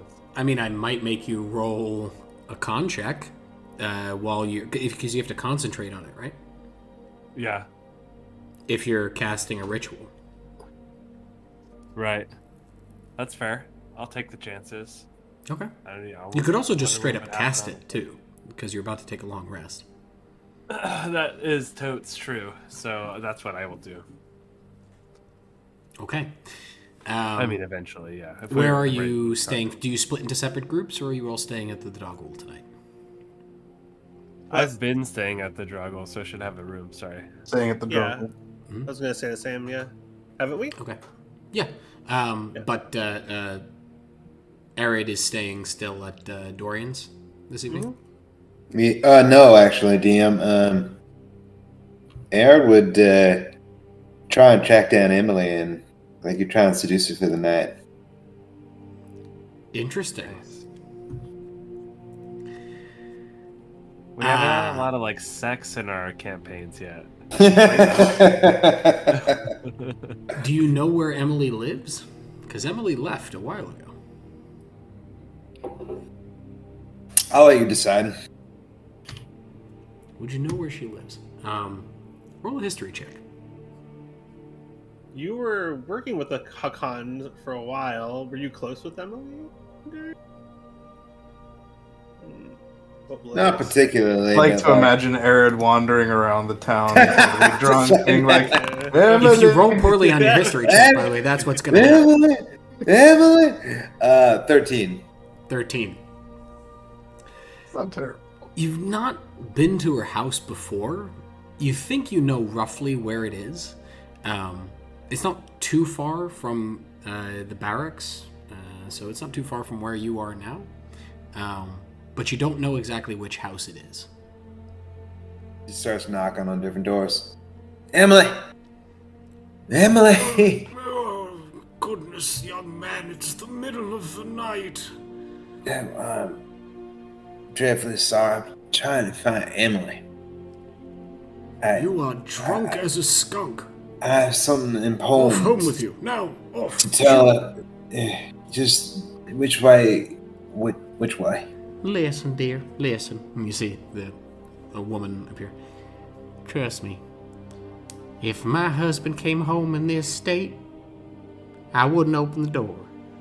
Now you're looking for your paramour. I can understand that, and it's very sweet of you.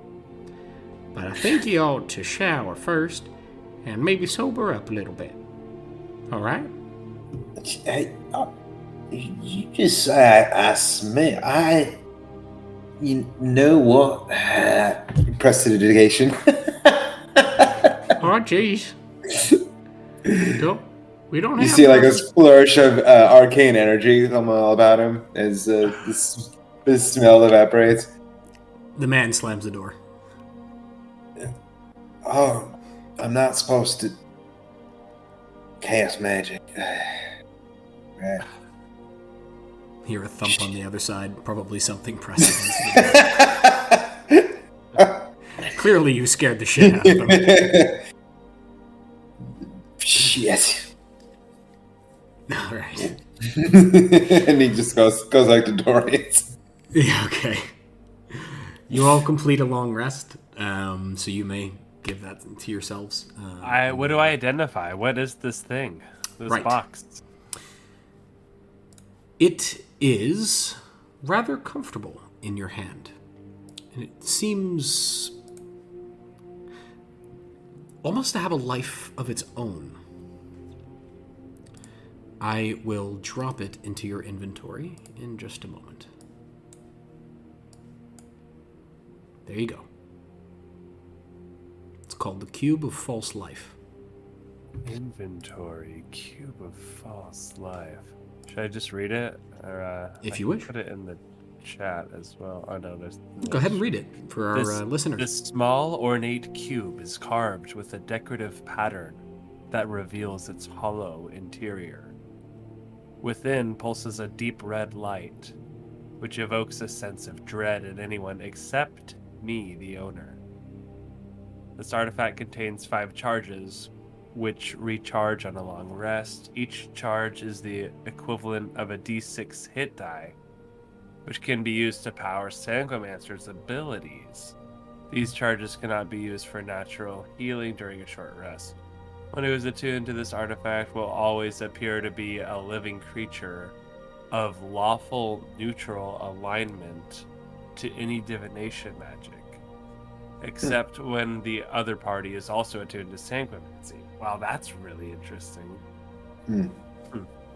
I didn't even know people could detect your alignment through divination magic, but I mean, that makes sense.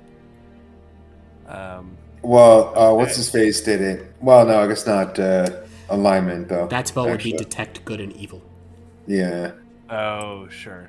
That makes sense, of course. So if you're already neutral, this has no effect. But if you are good or evil, Right. you will appear as lawful neutral. Interesting. That's, yeah. You will always appear as a human. Oh, cool. So, yeah, I can cast those abilities without, like, eating up all my hit dice. That's great. And it's per long rest. 5 Correct. charges. Also, no one will be able to tell you're a Sanguimancer. Also correct. Unless they're already a Sanguimancer. Yeah. It's like you gotta be in the I club. didn't think about that. Yeah. If they try to detect me, like, is he an evil Sanguimancer? It's like, nah. Well, you've already experienced some creatures which are attuned to the blood in some way And recognize me. seem to recognize the ability within you. Child of the blood. Yeah. Right. Right. Love You it. pricked your It's finger so on the fun. Sanguimancer's grimoire. Right, when Shadow recognized your ability. Oh, yeah. Seems to be at least an ability to recognize. Cool. Wow. It's amazing. You may all give yourselves a long rest, if you wish. Wake up the next morning. It's a gray day. There's a slight drizzle just outside. You can hear it pattering on the roof. What would you like to do with your day? Well, Aaron would like to finish the second 6 hours of studying with Eugene, if Eugene's up for it. Oh, yeah, sure. Of course. Let's talk time, baby. Okay, you may roll an Arcana check with advantage, please.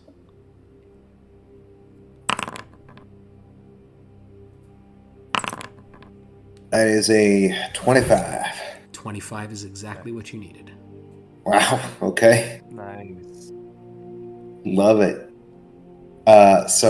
What Aaron gets a cantrip of his choosing as a bonus Becomes action? a bonus action. It can no longer be cast as a action once you do that. So if you use your bonus action on something else, you cannot cast this spell as an action. Right. Keep that in mind. Mm-hmm. I am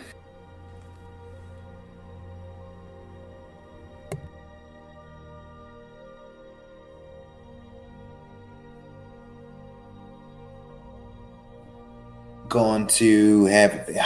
I'm debating between Blade Ward, going for like the real tank, or Thorn Whip, Thorn Whip. and trying to be like, draw the threat. I think Thorn Whip, just because I want to draw them to me. Draw the people. I think Thorn Whip is what I'm going to do. Thorn Whip. Yeah. I get it. Time seems to be going faster for you, but not for me. It's going irrelevant. slower. Exactly. I see it now.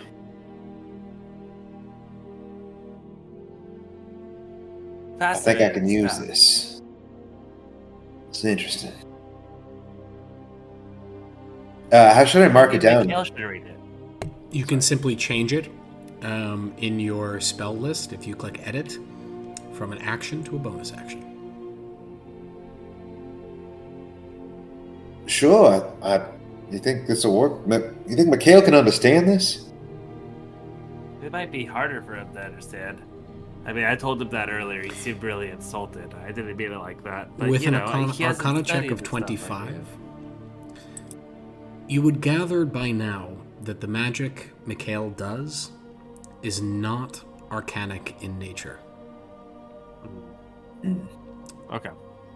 I thought maybe you said at one point, like, it would just be like a higher DC essentially, or it would take It longer. would be a very difficult DC. But it could Probably an impossible DC, to be honest. Fair enough. Yeah, you're right. So 25 is necessary. Pretty valuable. You know what? We should give this a Dorian. True. I bet he'd appreciate that. We should sell it. We should sell it to Dorian. Something cool. Or trade it. Sure. I feel like he'd give us something more valuable as a trade than he would just in gold, but maybe I'm wrong. Perhaps. Man knows the value of things. We'll see. It is just a book after all. He's pretty smart already. It's a fine idea, Eugene. We should try it. Yeah. You want to see something cool? Yeah. Follow me. And he gets up out of his bedroom, just doesn't answer, just walks out into the main lobby. This way, come on. Follows right away. Goes close to the entryway and then down this narrow corridor. You would have seen Dorian emerge from there on occasion with his sort of scuffed and smoke stained leather apron. You would know this to be his workshop, where Aaron has been spending a lot of time. Wow. It's just... Don't be alarmed, alright? No sudden moves. No sudden moves. Why? What are you talking about? Just come on. And he invites you into the workshop. Cool, man. Cool workshop. So this is where you spend all your time. You would see a rather large object, like at least as big as Arid, right? But more robust, thicker, with a large linen cloth draped over it, so you can't really see it. You ready? Oh, yeah. What is it? I'm ready. And you see the following. As he whips off the cloth. Oh, shoot. No! Oh, I'm messing it up. Post the picture, but then describe it for our listeners too. Yeah. Unable to... Oh, come on. What's in the box? What's in the box? What's in the box? Are you able to share it to the main chat, Shanti? I may be able to. You can describe it. But, yeah, while you're doing that, as he whips off the cloth, you see underneath a brass armored four-legged beast with the limbs and paws of a wolf-like creature and a helmeted maw with ruby set eyes and sort of phalanged tail that's barbed, and it sort of lurches up on its own accord, animated of its own free will, and its tail swishes back and forth, despite its sort of monstrous size and imposing appearance. It moves quietly with grace as it pads its way over to you and sits on its haunches and regards you stoically. Eugene, it is about as tall as you, sitting. Holy fuck. Aaron, did you make this? That's some help. Meet Fenrir. Fenrir? Yes, sir. And he sort of pats the armored, hulking, steel wolf or brass-coated wolf. Wait, It can nudges it you, understand me? as you pat its head, and it's almost enough to sort of like push you back slightly. Oh. No, he's a big boy.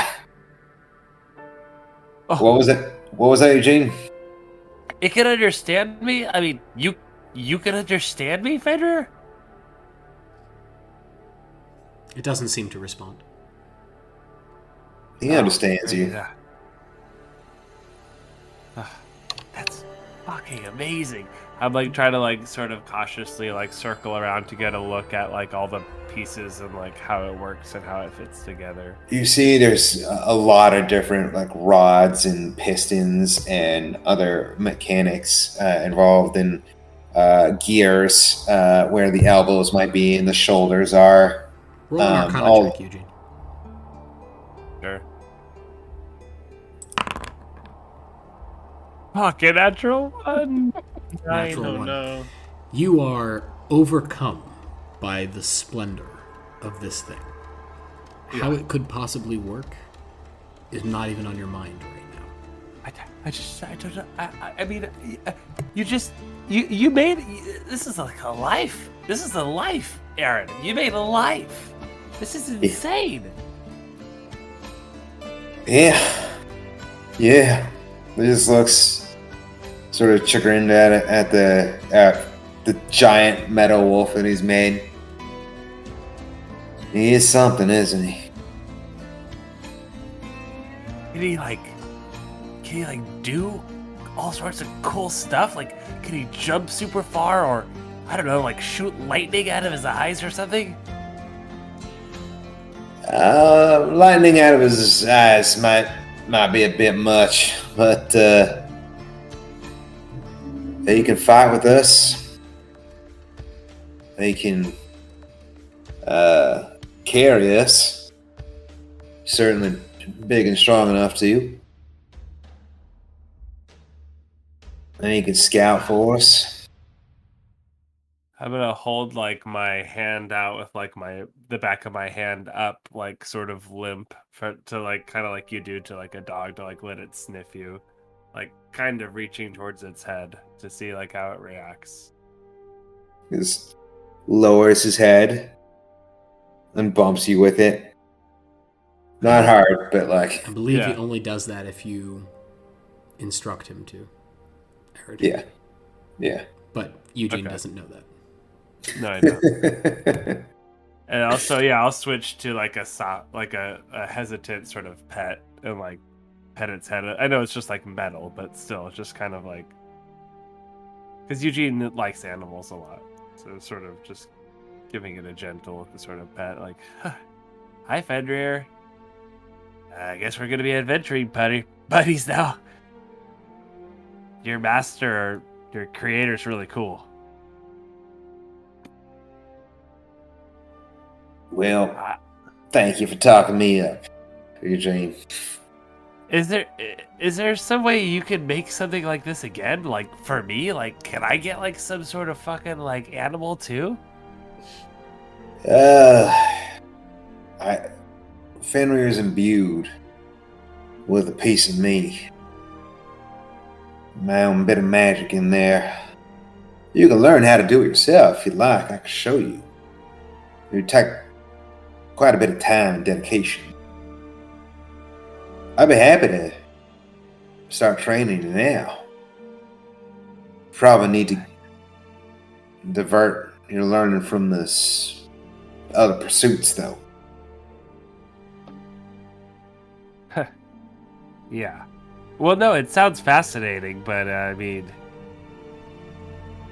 I'm coming along with some other different things I've been studying, with like the time stuff and the other stuff, so I'm not sure if I have the time to study it, but it is really fascinating. He seems a little disappointed, like he was hoping, like, oh, maybe this is the lure, right, to get you away from Sanguim, but he shrugs, as you will. Fenrir here, I can also keep watch. Can't be surprised, this guy.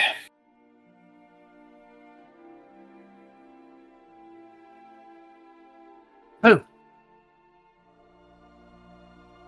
No reaction. Just regards you. that's awesome. Thanks for showing me, Aaron. I can't wait to show the others. Let's get him. Let's show him. Maybe we should surprise him. Can you have it like jump on him or surprise, like scare him like it's a big monster that's gonna attack him? Wouldn't that be a good prank? Yeah, Fenrir is not a toy, Eugene. He's a faithful and loyal companion. You're right. I'm sorry. I didn't mean any disrespect. I was just trying to be pranky, because you guys were being pranky before, and I couldn't think of any good pranks, and so sorry. Yeah. Just occurred to me that Eugene is the guy who goes to the firing range and points his gun as a joke at someone. Jeez. I appreciate your... For the record, listeners, don't do that. Ever. Yes, ever. Ever. Yeah. Never. I mean it. Yes. Sorry. go on. I appreciate your attempt at levity, but Fenrir is not a toy. He might hurt people used in such a manner, and well, is to be treated with utmost respect. I hear you. You're We right. can go show him, though. Just a creation. This is. Do you take him out into the streets with you as you go? Yeah, sure, why not? He's gonna have to leave sometime. And for added flair, he also produces Everest. It sends Everest, the Mecha Hawk, Yep. out into the air. Okay. So cool. As You you have, like, stride a little forth from posse. Dorian's shop and head for the main thoroughfare, you notice people get the hell out of your way. They're, what is that? Do you see that? Is it here to attack us? It looks friendly, but what is it? And you hear whispered conversations among passersby, and a couple of the guards take note, and they see you, and they know the role you played in the recent so-called liberation of the town, so they're respectful, but they're keeping their eye on Fenrir. That's for sure. But quickly enough, you arrive at the Dragul. Mikhail and Mel, what would you have done with your morning?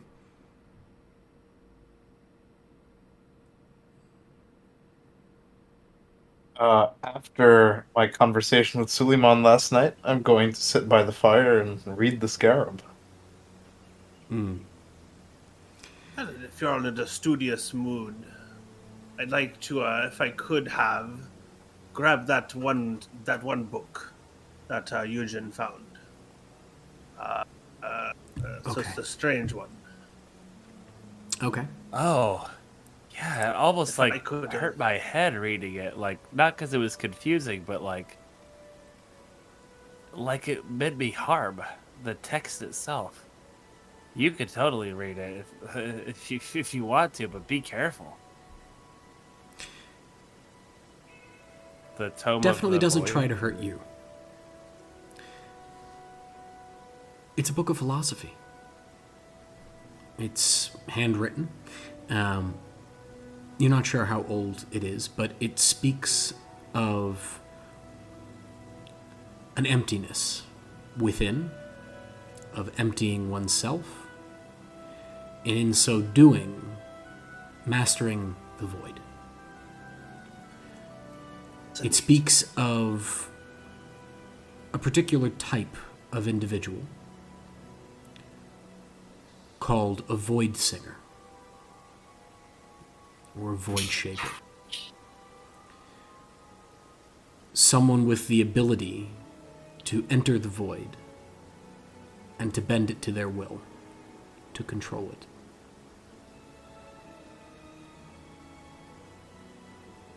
This is probably, I think, the first time Mikhail has even held a manuscript or,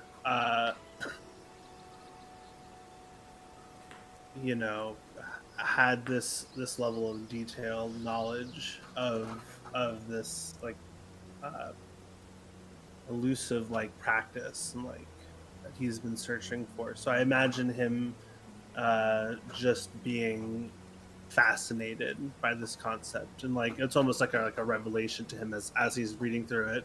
I don't know who would be there, but it would be apparent as like Mikhail would be reading it, and like he would just be enthused, like no one's seen him in a long time to be reading this.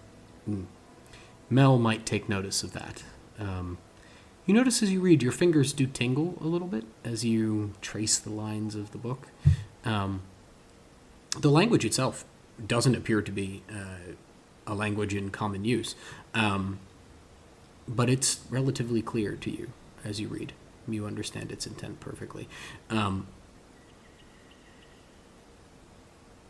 You also would probably gather that this book is definitely magical.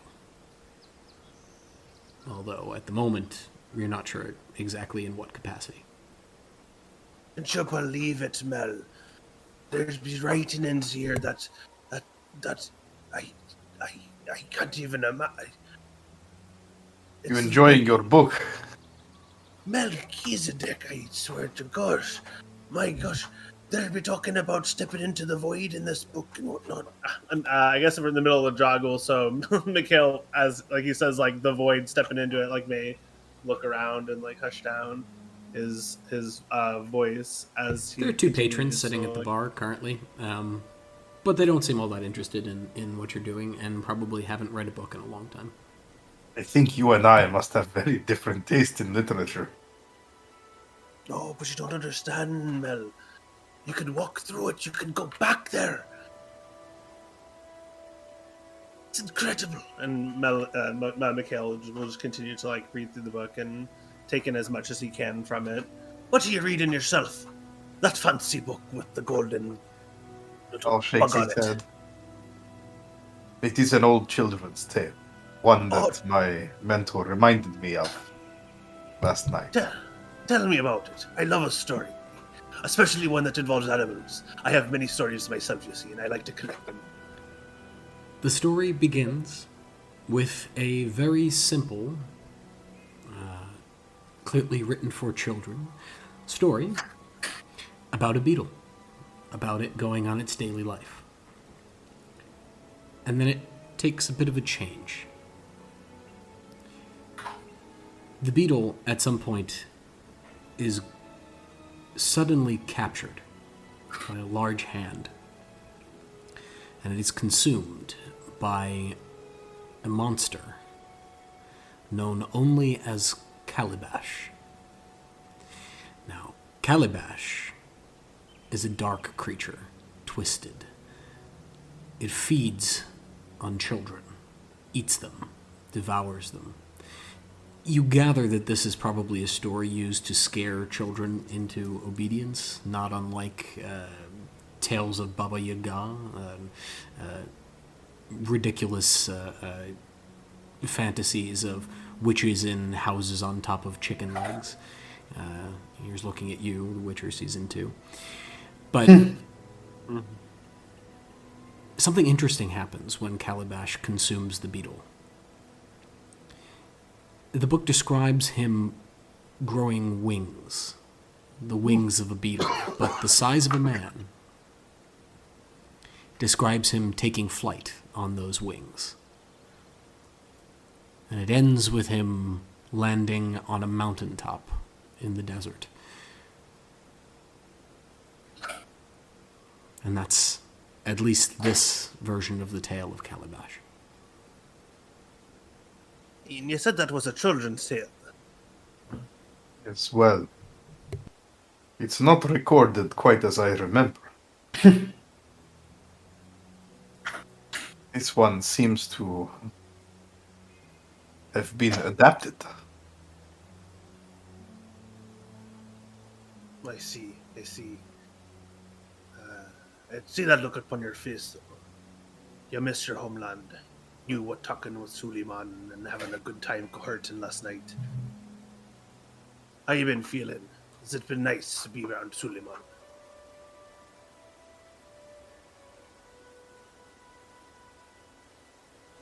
He was my mentor, but he was also my friend in the dark time.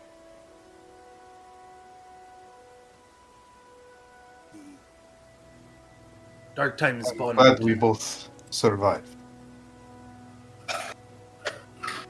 Dark times, rough times, will forge the strongest bonds between folk.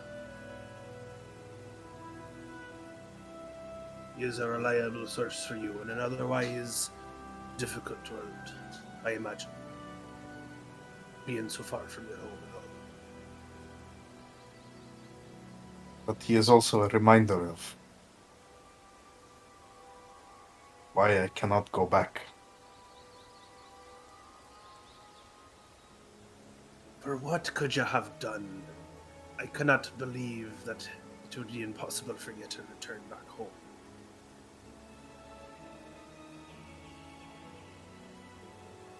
Not what I did. I suppose it is what I did, but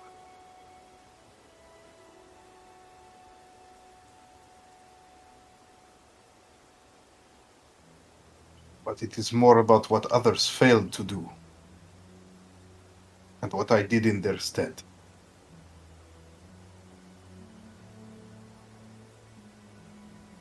It's a long story. Perhaps I shall tell it one day on the road.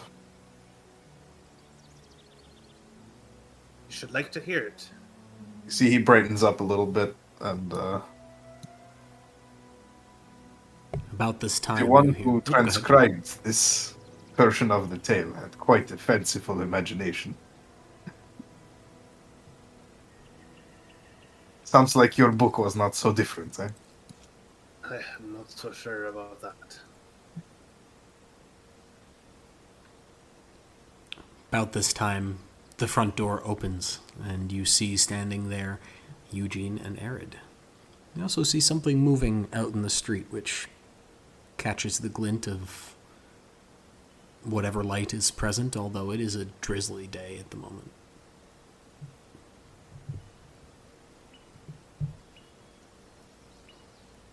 You're on mute. Morning. You two are up late.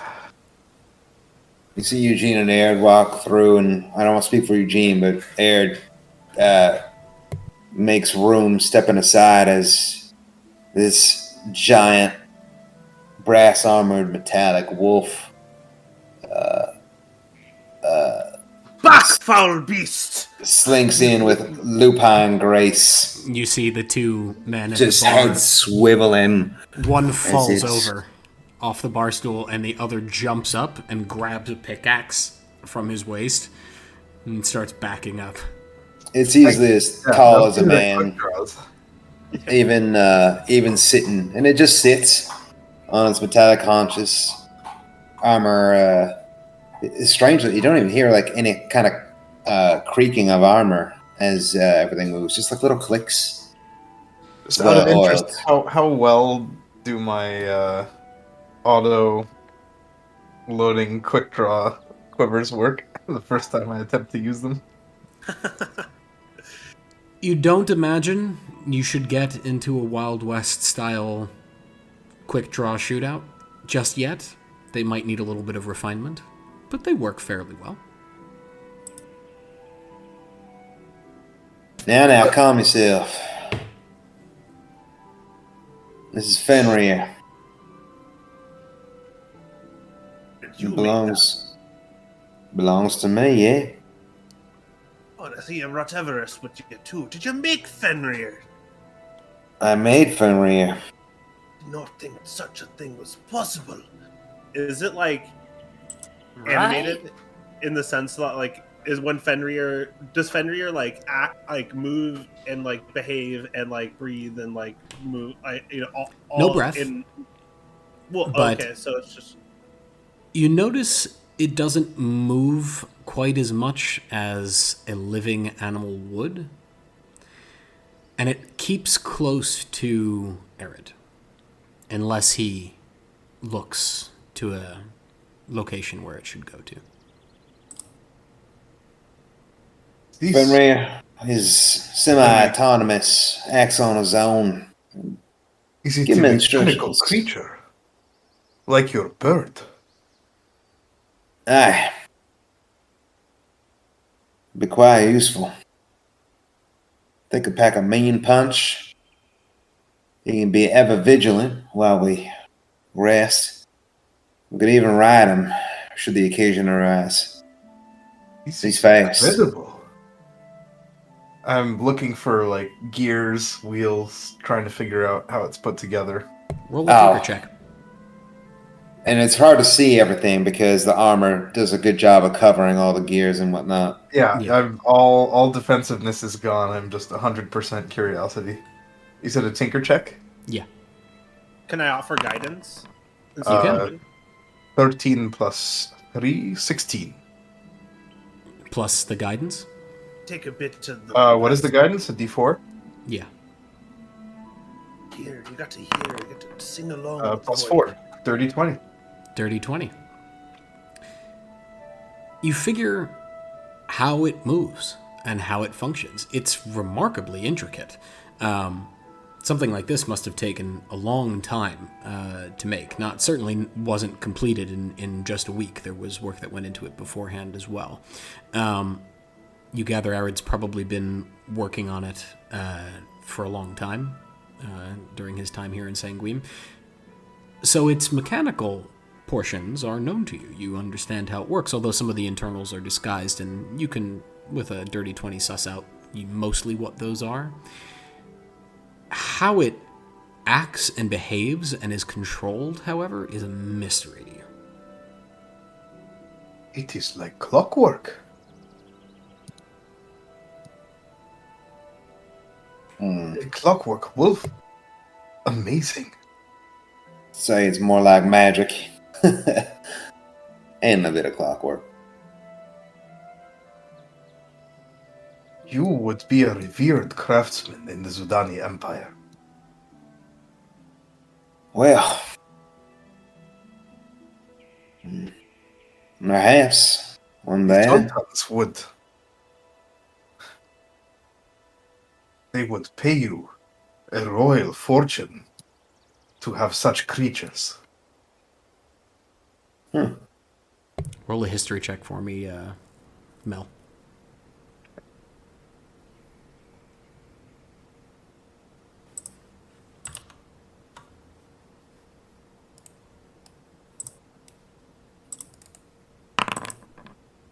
$13.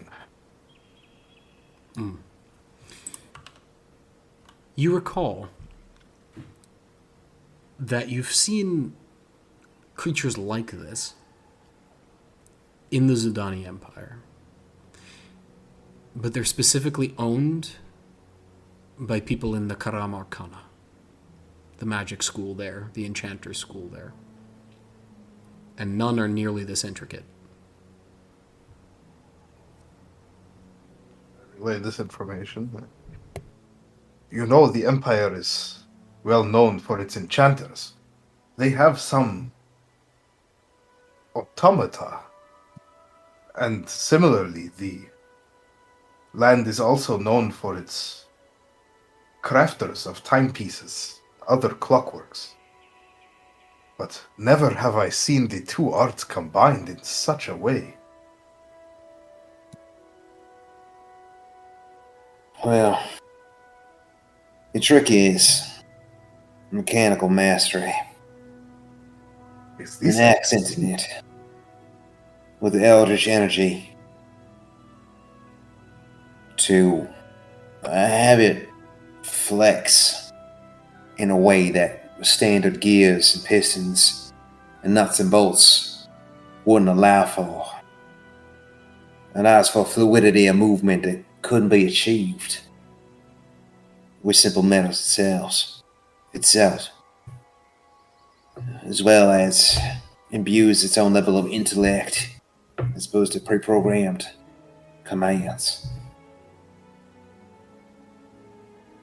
Zedek is just shaking his head. He's bored. It's a miracle, you guys. Aaron's a genius. Heh, I'm no Eugene. I may have Lord. a couple talents. You are truly a... All right. You see Eric start to blush. That's enough with the compliments. Not realize such a backwater town would contain 3 individuals with talents as prodigious as all of yours.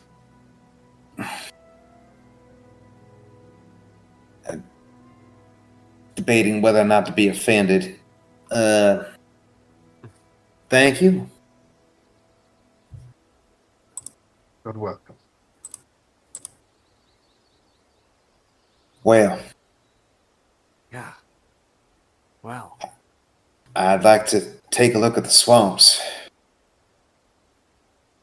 No, sorry, I need to find the bearded fella. Bearded Woodsman Wanderer. is The bearded name of the woodsman. store. Yeah. Y'all want to come with me? Hell yeah. Absolutely. And after that, it would be nice to drop by the bank. All right. See the remnants of this portal which the Shields discovered. It's Let's easy do it. enough to find the store, the Bearded Woodsman.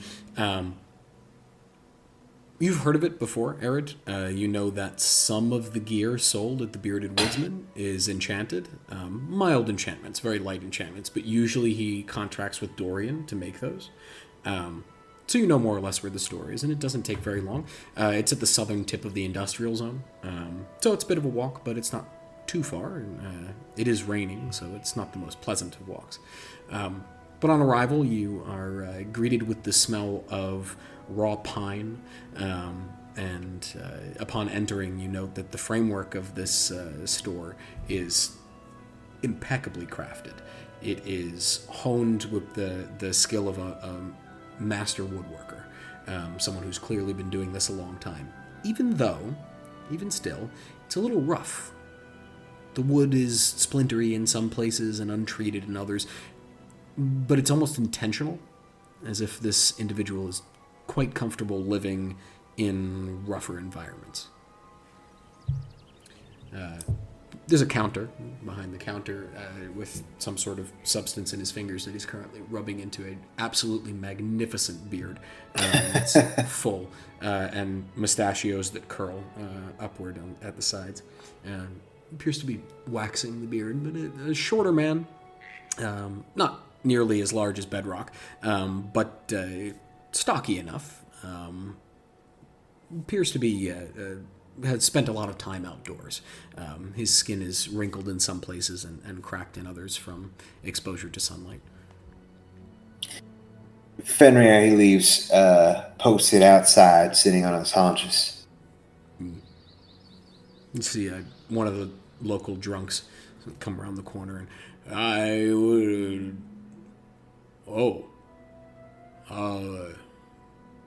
I'll be going. You see, turns around and quickly stumbles back down the alleyway. He You just because if he came anywhere near Fenrir, you just hear this deep metallic, like an engine roaring. Little did you know that Fenrir actually runs on a large block V8. Diesel. Exactly. He's got a Hemi.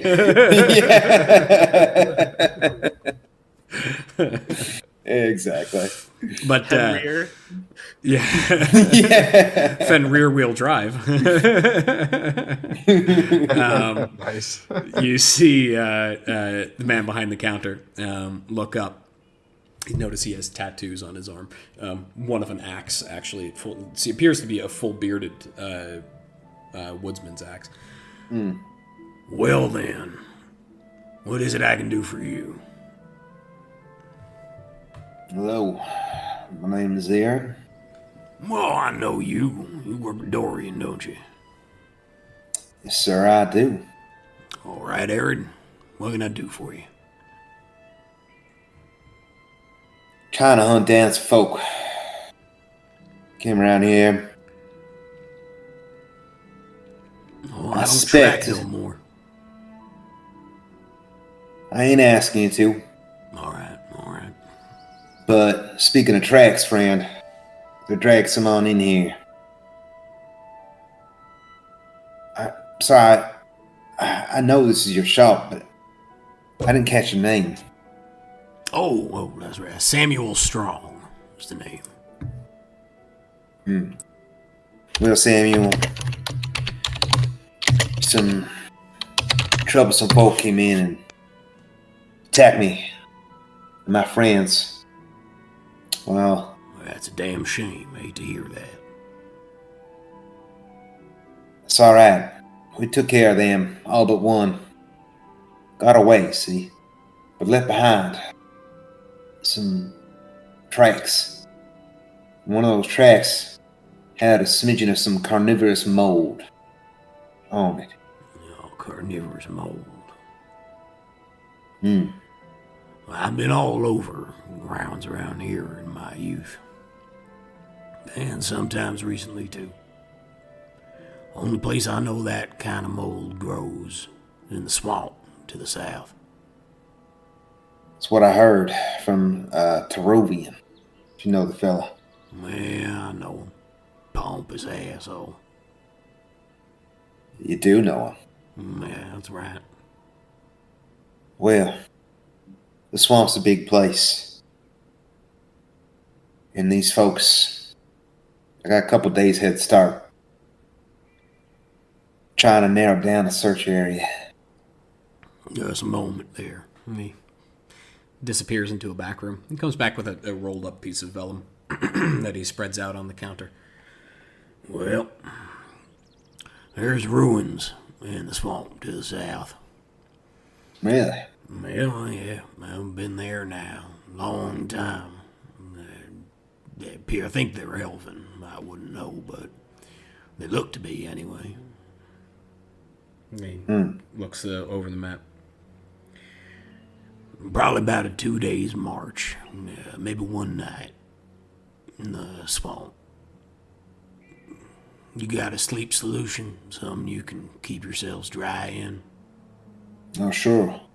I got a tent. Well, best have stilts on it. Oh, how deep's the water there?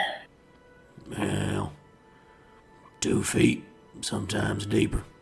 You're gonna want to be careful. Dangerous trekking through that land. Got any suggestions? Find yourself some wood when you're out there. Make a lattice work. Set your tent down on top of that. Or Smart. I could sell you a hammock.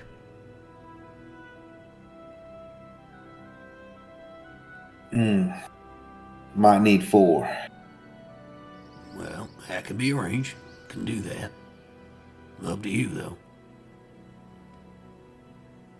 Well, I think we'd much rather use the tent. All We'll right, figure fair it enough. out. But have you some materials to build? Last work? In your shop? I never carry materials, only tools. Find the materials you need out in the wild. Survivalist. Tell you what, Well, what sort of tools? let's get the hammocks just in case. All right, maybe 5 gold each. And he goes over to one of the shelves, and you see there's axes along this top shelf that are perfectly laid out, and they seem to be sort of like nestled in dry straw. It's very picturesque in here. It almost looks like the inside of a log cabin, but one that was hand-built as opposed to built with machines. He reaches and takes 4 small pouches. They're roughly this size. They're in canvas bags. Puts them down on the counter. Looking for anything else? By the way, that moss will kill you. Don't go near it. It's alright. Our friend Terovian gave me an antidote. Did? He did. You know, I asked that son of a bitch for beard oil. Said he wouldn't make it. It's alright, I made it myself. I paid him Oh, Damn. alright. 400 gold. 400? I mean, these are 20 gold each. I'm joking. I said 5, they're 5. Just about to say, I've got no gold left for you, friend. I greedy bastard. Do you have any other adventuring supplies? Like, I don't know, perhaps like a 10-foot pole or something like that. Why'd you want a 10-foot pole for? Do You know don't need the pole things for nothing. You just find a tree. Cut it to 10 feet. Seems very confused by the question. You haven't done that with maybe. Okay, never mind. But did you have maybe like lumberjack's tools or something like that we can buy? Sure do. I have hand axes. I got the bigger kind too, if you prefer something with more heft. I wouldn't go fighting with them, but they're good for setting up camps and so forth. Got canvas tarps. I've got survival cooking gear if you need it. Fire starters if you need that too. You got any extra rope? Sure do. Looking for hemping? Yes, please. All right. How long you want? 50 feet ought to do. All right. You see he walks over to one of the back shelves and disappears around it and comes out with what looks to be 50 feet of hempen rope over one shoulder. All right. So that's, how much for the rope? Oh, rope will be 25 silver. Here, just have an extra gold piece. Well, thank you. Appreciate that. Here. And walks back and takes another 50 feet of rope and puts it down on the table. Since you're giving me gold. Appreciate it. He looks at the rest of the party. Be able to make some traps with these. Some snares. Well, it's good. Yeah. Traps are useful, but you're going to want thinner wire for that.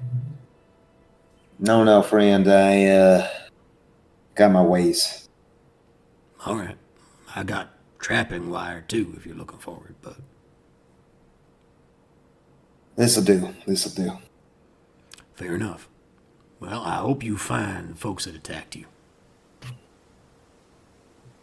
Thank you. I hope so, too. Well, best of luck. Rest of y'all need anything?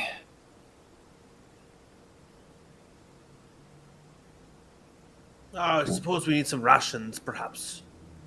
If you got any jerky. That can be done. Absolutely.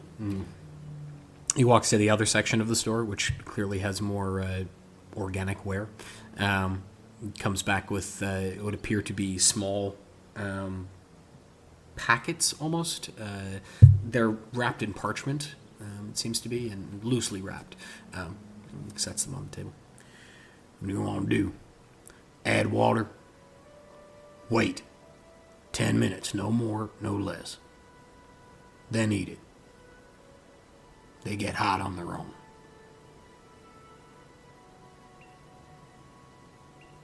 Thank you. That's on the house. Could you Give tell a me gold. how to craft stilts out in the wild?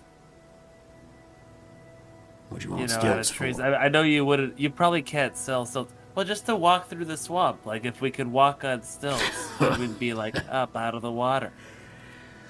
Well, you're going to want a 3-point joist knot. A stick that's long enough. And he goes into detail on how to Yeah. craft essentially stilts. Remembering everything. Yes. Yeah, how long are we going to make Shot to use his voice? You listen so intently. In fact, that you realize that it's a while before you realize you have no idea what a 3-point joist knot is. Oh, 3-point joist knot. Easy peasy, lemon squeezy. 3-point choice tile. Roll a history, or roll a survival check. That's an 11. Yeah, he's fucking with Eugene. No such thing as a 3-point joist knot. What the heck? Okay, I do that in my sleep behind my back with both of my eyes shut. Got a survivalist then. So, anything else y'all need? Actually, did you say that you had some cooking supplies? Cooking supplies. Is that Yeah, of functionally like cooking? Is that functionally like cooking supplies or cook's utensils? Yeah, absolutely. He goes into the next room. Comes back with a small, what looks to be a cylinder of what looks to be like iron. And he just unscrews it and sets it down. You see the bottom part is like a small pan, and the part under that is like a tube. Put coals in that. Put whatever you're cooking goes on top. You know, last night's dinner sort of inspired me. It brought back a good memory that I had. I should like to buy this. Yeah, well, that one was, these are another 25 silver with the rations. You keep it. I was paid gold, but now we're even. Had to take the silver piece then from me then. And actually take 2. No, I appreciate give him that. my 2 silver pieces, 2 of my 3 silver pieces that I have on my person. Yeah, he scoops them into his hand. Thank you kindly. All right. Well, it's time for me to have a cup of tea. So, unless you all need anything else. Sounds like you need it, Samuel. Yeah. My throat's been hurting. Go on, get out. All right. Aaron will collect the crew and start making our way to the bank. We need to get their shoes for Mr. Leaky. Oh, shoot. Would you have remembered to order shoes from Leaky when you saw him the other night in your drunken state? Was anybody not drinking? Mikhail wasn't drinking. I Okay. wasn't drinking. There you go. What did you guys need? You guys need shoes? Boots of water walking. Yeah, nice try. Well, Didn't he say that he was going to make us shoes whenever? I mean, he needs to know the measurement of town your was- feet. Okay. I don't think Mikhail would have been. That would have been like in the front of Mikhail's mind, probably. Yeah, Even- he's got to know the size of your feet, right? Also that. But you know where he lives, and it is on the way to the bank if you wanted to stop in and place an order. We don't need to roleplay that. You stop in. He's a little hungover when you arrive, but he takes a stencil of your feet and asks you what type of shoes you would like him to make for you. He specializes in work boots these days, but he used to make very fine leather shoes. Boots of water walking. Well, he can't do that, but he could make high boots, right? So that keeps your feet Yeah, dry. a fine pair of adventuring boots keep you dry, good grip. Yeah. Okay. Some sturdy adventuring boots. Okay. He can do that turnaround probably within the day. He makes shoes on a regular basis and has the stencils all ready to make them. So all he has to do is cut the leather and sew it and tar it properly. Despite the name Leaky Boots, they are high quality. He gets a not chuckle out of that exactly. one. He gets a chuckle out of that one. Should open a store called Leaky Boots. That's actually hysterical. He comments that he thinks if he ever opens a fashion line, he'll just call it Emmett. Yeah. It's the wise by one. Emmett. Yeah. What would you like to do after placing your order? Bank time. Head to the bank? Okay. Quick point of order thing though, just super quick. Can Mikhail's be Birkenstocks instead of shoes? Sure.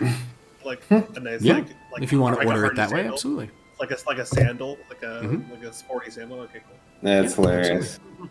Your feet are going to get wet in the swamp, but up to you. The bank is a solitary building. It's rather imposing. In sort of a gothic way, there are gargoyles carved into the roofs that stick out at angles. You don't get the sense that they're living gargoyles, but they are ornamental in much the way that the faces carved into rocks are ornamental. It has columns out the front, probably about 12 across the front of it, and steps that lead up in a sort of rectangular pattern on all sides to the front door, which is smaller than you'd expect. It's not a very large door. You gather it's smaller for security to limit the number of people who enter and exit. But Emily's waiting for you inside as you enter. You notice that there are tellers in the bank currently. They're behind bars, but behind them are shields that are stationed. So they are within the boundaries of the bank at this point. So clearly they control the bank itself. But Lydia leads you down. Emily, you mean? Yeah. Oh, I'm sorry, not Lydia. Emily, yes. Leads you downstairs, past the gates, and one of the guards, the shields, opens it for you from the inside. You gather that's probably the only way it can be opened.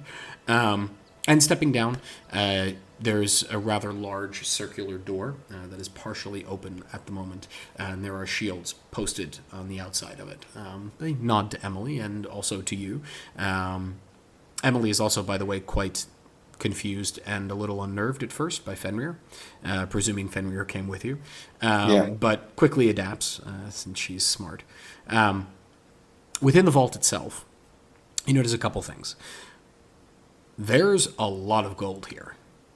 You're not sure why it's here or how it's here, considering the town is not wealthy, but there are bars of gold that line shelves along the side. And in the very back of the vault, there is carved into the wall a partial circle that has runes surrounding it.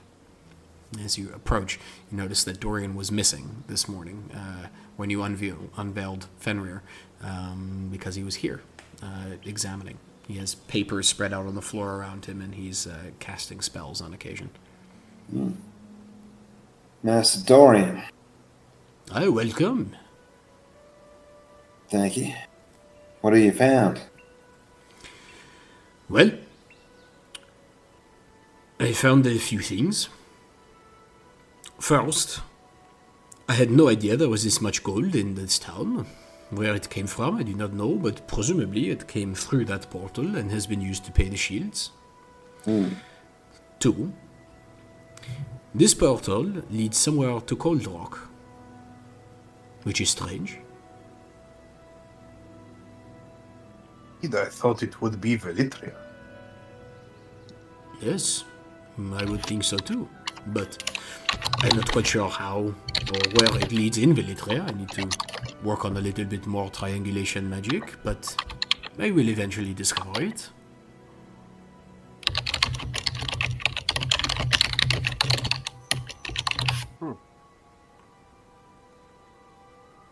Maybe it has something to do with the somebody arcanum. What are they called again? Magus Arcanum? Yeah. Talk about the Magus Arcanum, huh? Yeah. You think they're involved? I don't know. This seems... We know it's the Miarelles, right? Would make a certain sense for the Miarelles. There's another bank in Coldrock. It's simply called the Vault. And as far as I know, it is run by the matriarch of the family. It would make sense that's where the gold came from. He stands and looks at the piece. And picks up one of the pieces of gold. Aha! He turns it. And you recognize a small stamp on the bottom right of the same M. It looks like the signet ring you guys found. Found a ring with that sigil on it. Sigil, excuse me. You take... Is indeed Miarelle gold. You lose 1 intelligence from your Oh, permanent. shit. I'm kidding. Psychic But the damage. mages who created this portal were not the only mages in the employ of this rich family. Money trumps magic, always. The only thing I have ever experienced or seen that has defeated the power of money is love.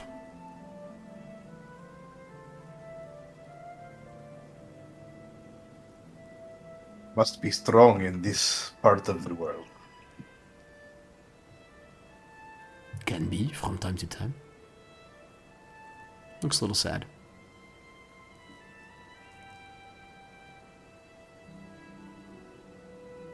I didn't know you had a husband. Ancient history.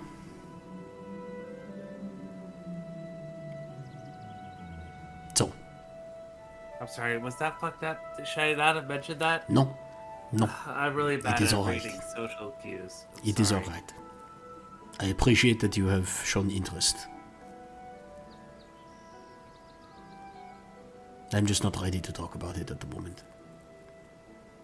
So, this portal, if I had to guess, is probably controlled by the Miarelles. If you wish to move large quantities of gold, the best way to do it is by portal, no? You cannot be robbed on the road. You do not need security. As long as the portal does what it is supposed to do. It is the second time you have mentioned such a thing. Perhaps one day you will have to tell me why. Have you teleported before? No?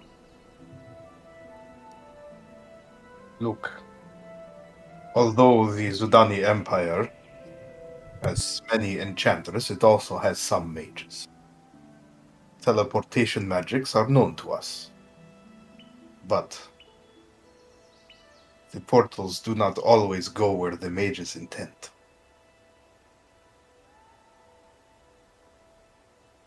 What do you say? That you accidentally ended up here? Or what?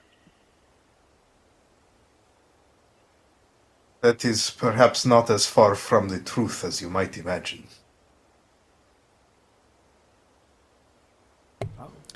I have heard of such things.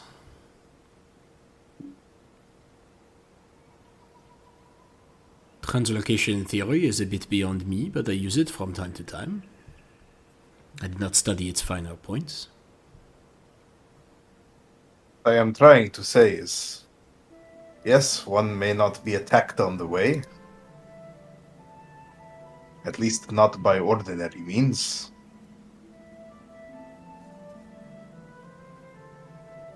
But something bad could still happen. It's exactly what I am saying. This portal, is it inactive or Cut off just from the other side, it seems. deactivated? Could it be reactivated by the ones who made it? It could be reactivated with enough power, but you see these runes stabilize the magic, and so they channel it. Normally a portal only lasts maybe 5 or 6 seconds. A portal heal can last indefinitely, provided enough arcanic power. Tends to cause instability, however, in the surrounding, also called flux.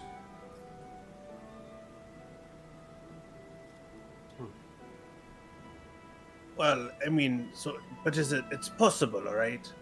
Is there something that we could use to power it? I can handle the flux. I got this book here. It's fascinating the things that you could do with flux. You would need an arcana crystal of quite a hefty size. This portal was powered from the other side. This was not the origin point, it was the exit. Not to say that a creature could not have passed through this side to the other one. It's possible.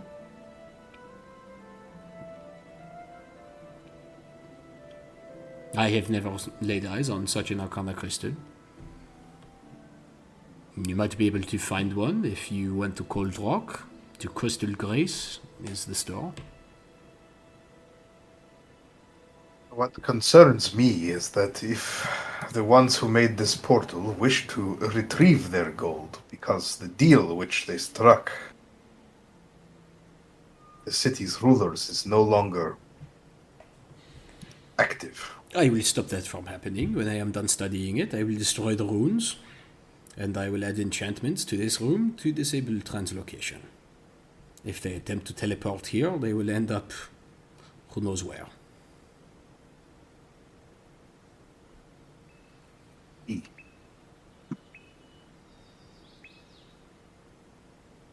Sounds good to me. Could it also be used the other way, before it is destroyed? It is possible, but not knowing where a portal leads, I would not recommend using it. Not to mention, if it leads to the vault, that is one of the most protected buildings in all of Somnia. You must understand, these are the vaults of the Magus Arcana. They're personal vaults.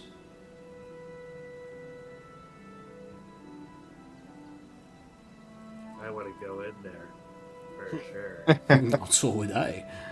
I can only imagine the amount of magical oddities that are hidden away there. I suspect even such temptations are not worth the risk of leaving such a thing active. I would agree. Not to mention, if you were to try and teleport into the vault, or in fact anywhere in Coldrock, you end up more or less in prison.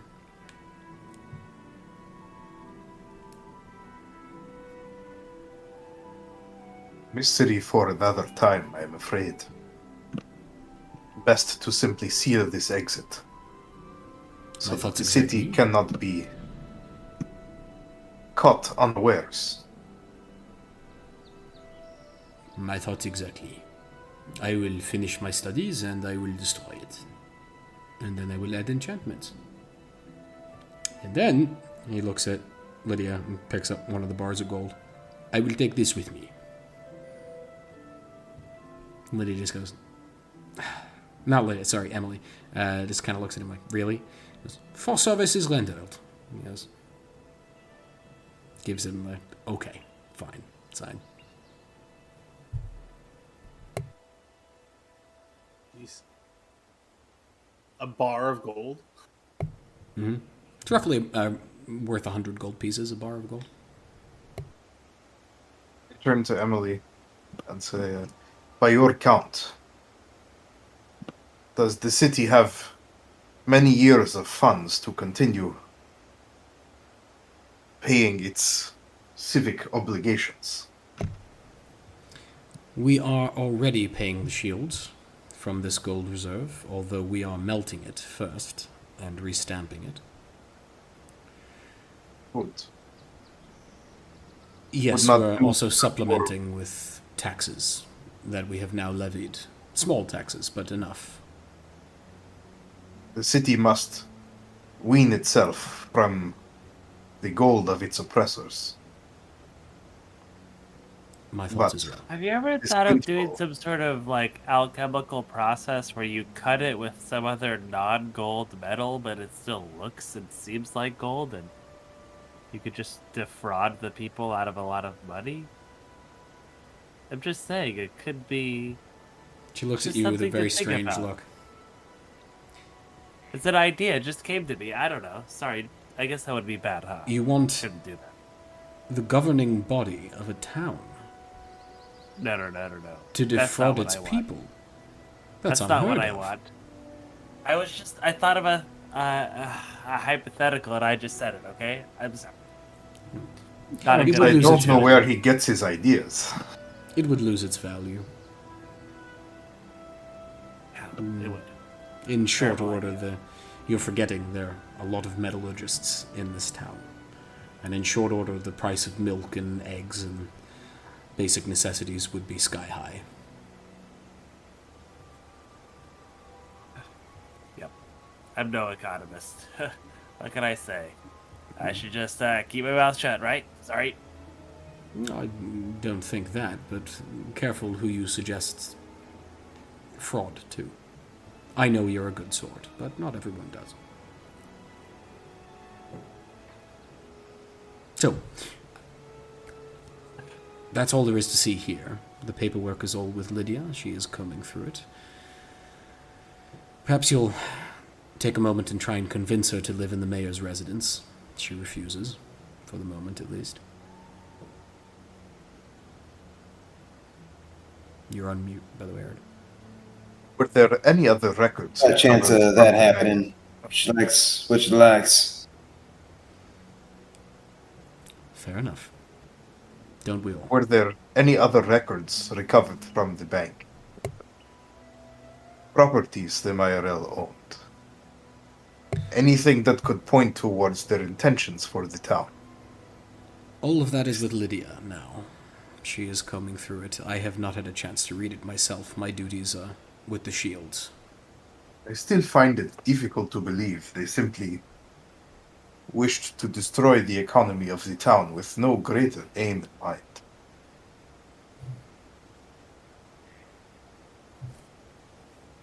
perhaps another avenue of pursuit. Thank you for your time. Of course. Least I can do. She shows you out as she goes.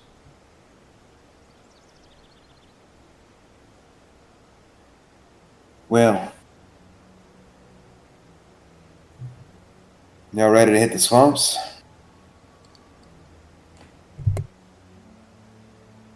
Seems like My a leaky boots. good day for a wreck in the mud. We got a destination. Don't need to just trek on through them all. The ruins to the south. They are not the same ones we investigated to the west. But perhaps of the same provenance. Did I understand correctly? Perhaps, yeah. So they're elven ruins.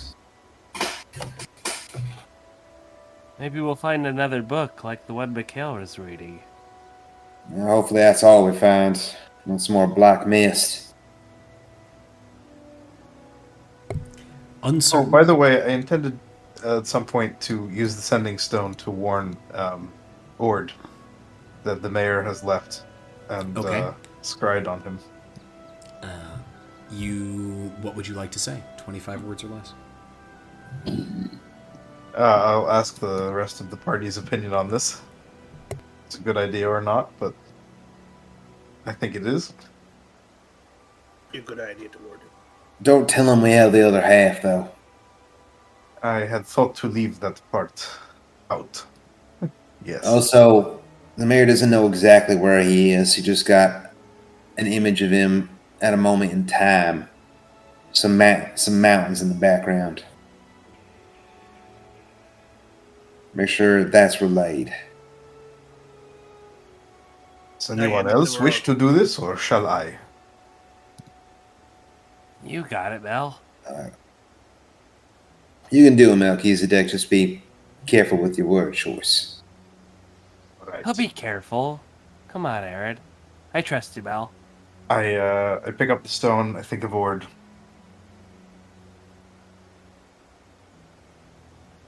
Ord, the mayor has left Sanguim with his Lightbringers.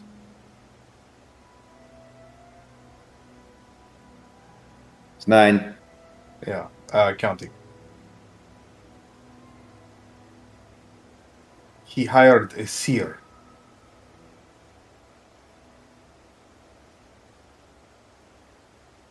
He saw a vision of you underground with mountains 3 behind. words. 2 Be words. careful. That's it. There's a pause.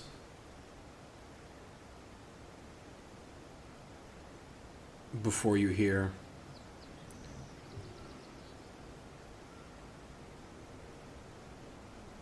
nothing.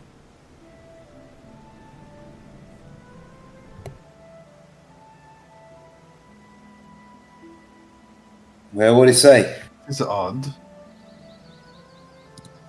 He did not respond. What? What does that mean? Is he dead? Well, surely there's a reason for it. Like the reason that he's dead? Is that the reason? Or he was not in a position to reply. For the record, you get the feeling that the message connected. You just didn't get a reply.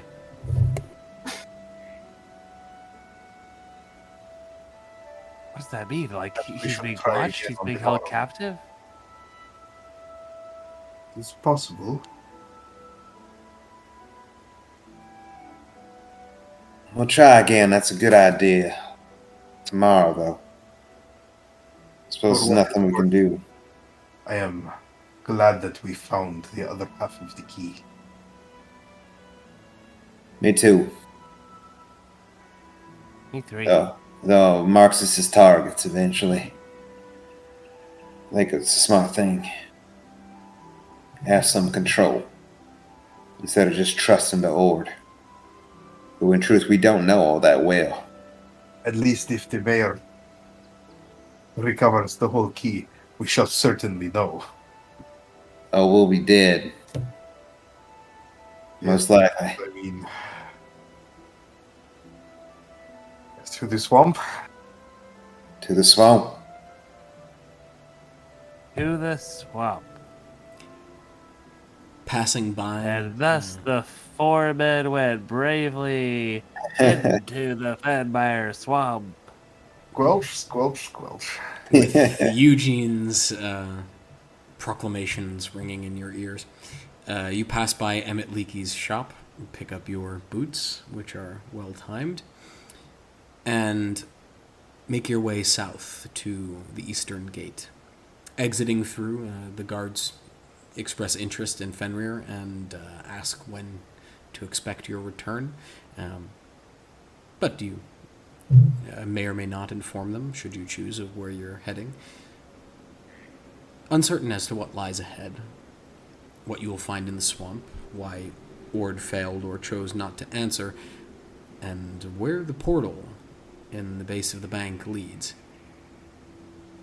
The squelching sound underfoot as you stray from the main path grows louder. But we'll pick up there next time. All right. Wherever this road may go. On On to the next adventure. RP session this time. I like it. Yep. Yeah. Maybe I'm just like scarred or twisted, but I thought that was such a wholesome session, and I was just bracing myself for truly Like some awful cataclysmic. Yeah. like everyone gets Whole town is assassinated. obliterated by a meteor. We Yeah. wake up and everyone's dead. Or it I know, shows like up, when we were going blood to the leaking from dinner, his I'm mouth. like, I thought it would be like a red wedding type situation, like everyone's all merry, and then like Oh, at the dinner? terrible murder. Yeah. happens. Is it Not wrong yet. that I considered that? No. No. Lydia is the BBEG. But it was just like so Maybe. wholesome. I was just like, oh no, Yeah. what's the terrible thing that's gonna happen? And it's like, Yeah. but no, it's fine. It was wholesome. Hey, And y'all, it was sometimes also D&D is wholesome. Sometimes Yeah. it's wholesome. It's true. You are trekking into a swamp that's mostly uncharted and magically, arcanically created and very, very Yeah. dead. So, Yeah, people And if told you us remember- to like, stay the fuck out of this one. yeah. Yeah.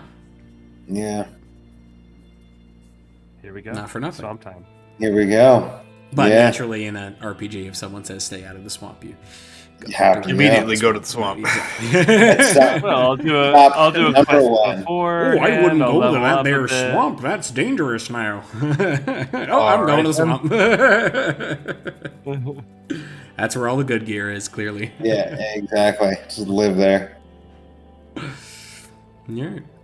Thank you for not staying too long in Samuel Strong's shop. My throat is shot. Good voice. Yeah, I was just like, oh, Don't know why I man. picked that voice. Oh, can you add cooked utensils into my inventory?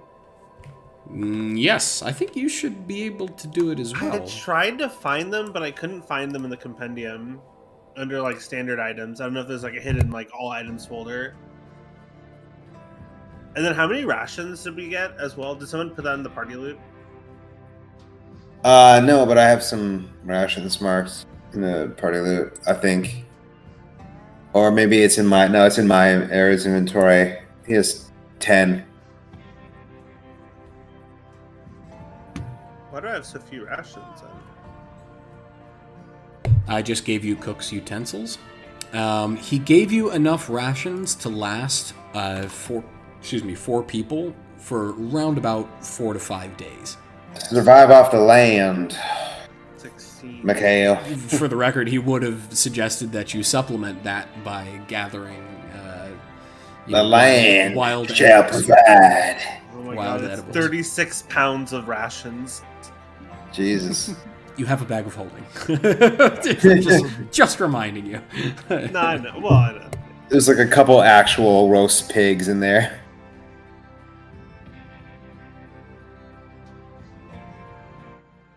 All right, DM. I appreciate the excellent session. It was a lot of fun. My pleasure. Thank you all for playing. I had fun. I hope my players had fun. We hope you enjoyed listening, and above all, we hope you have a magical night.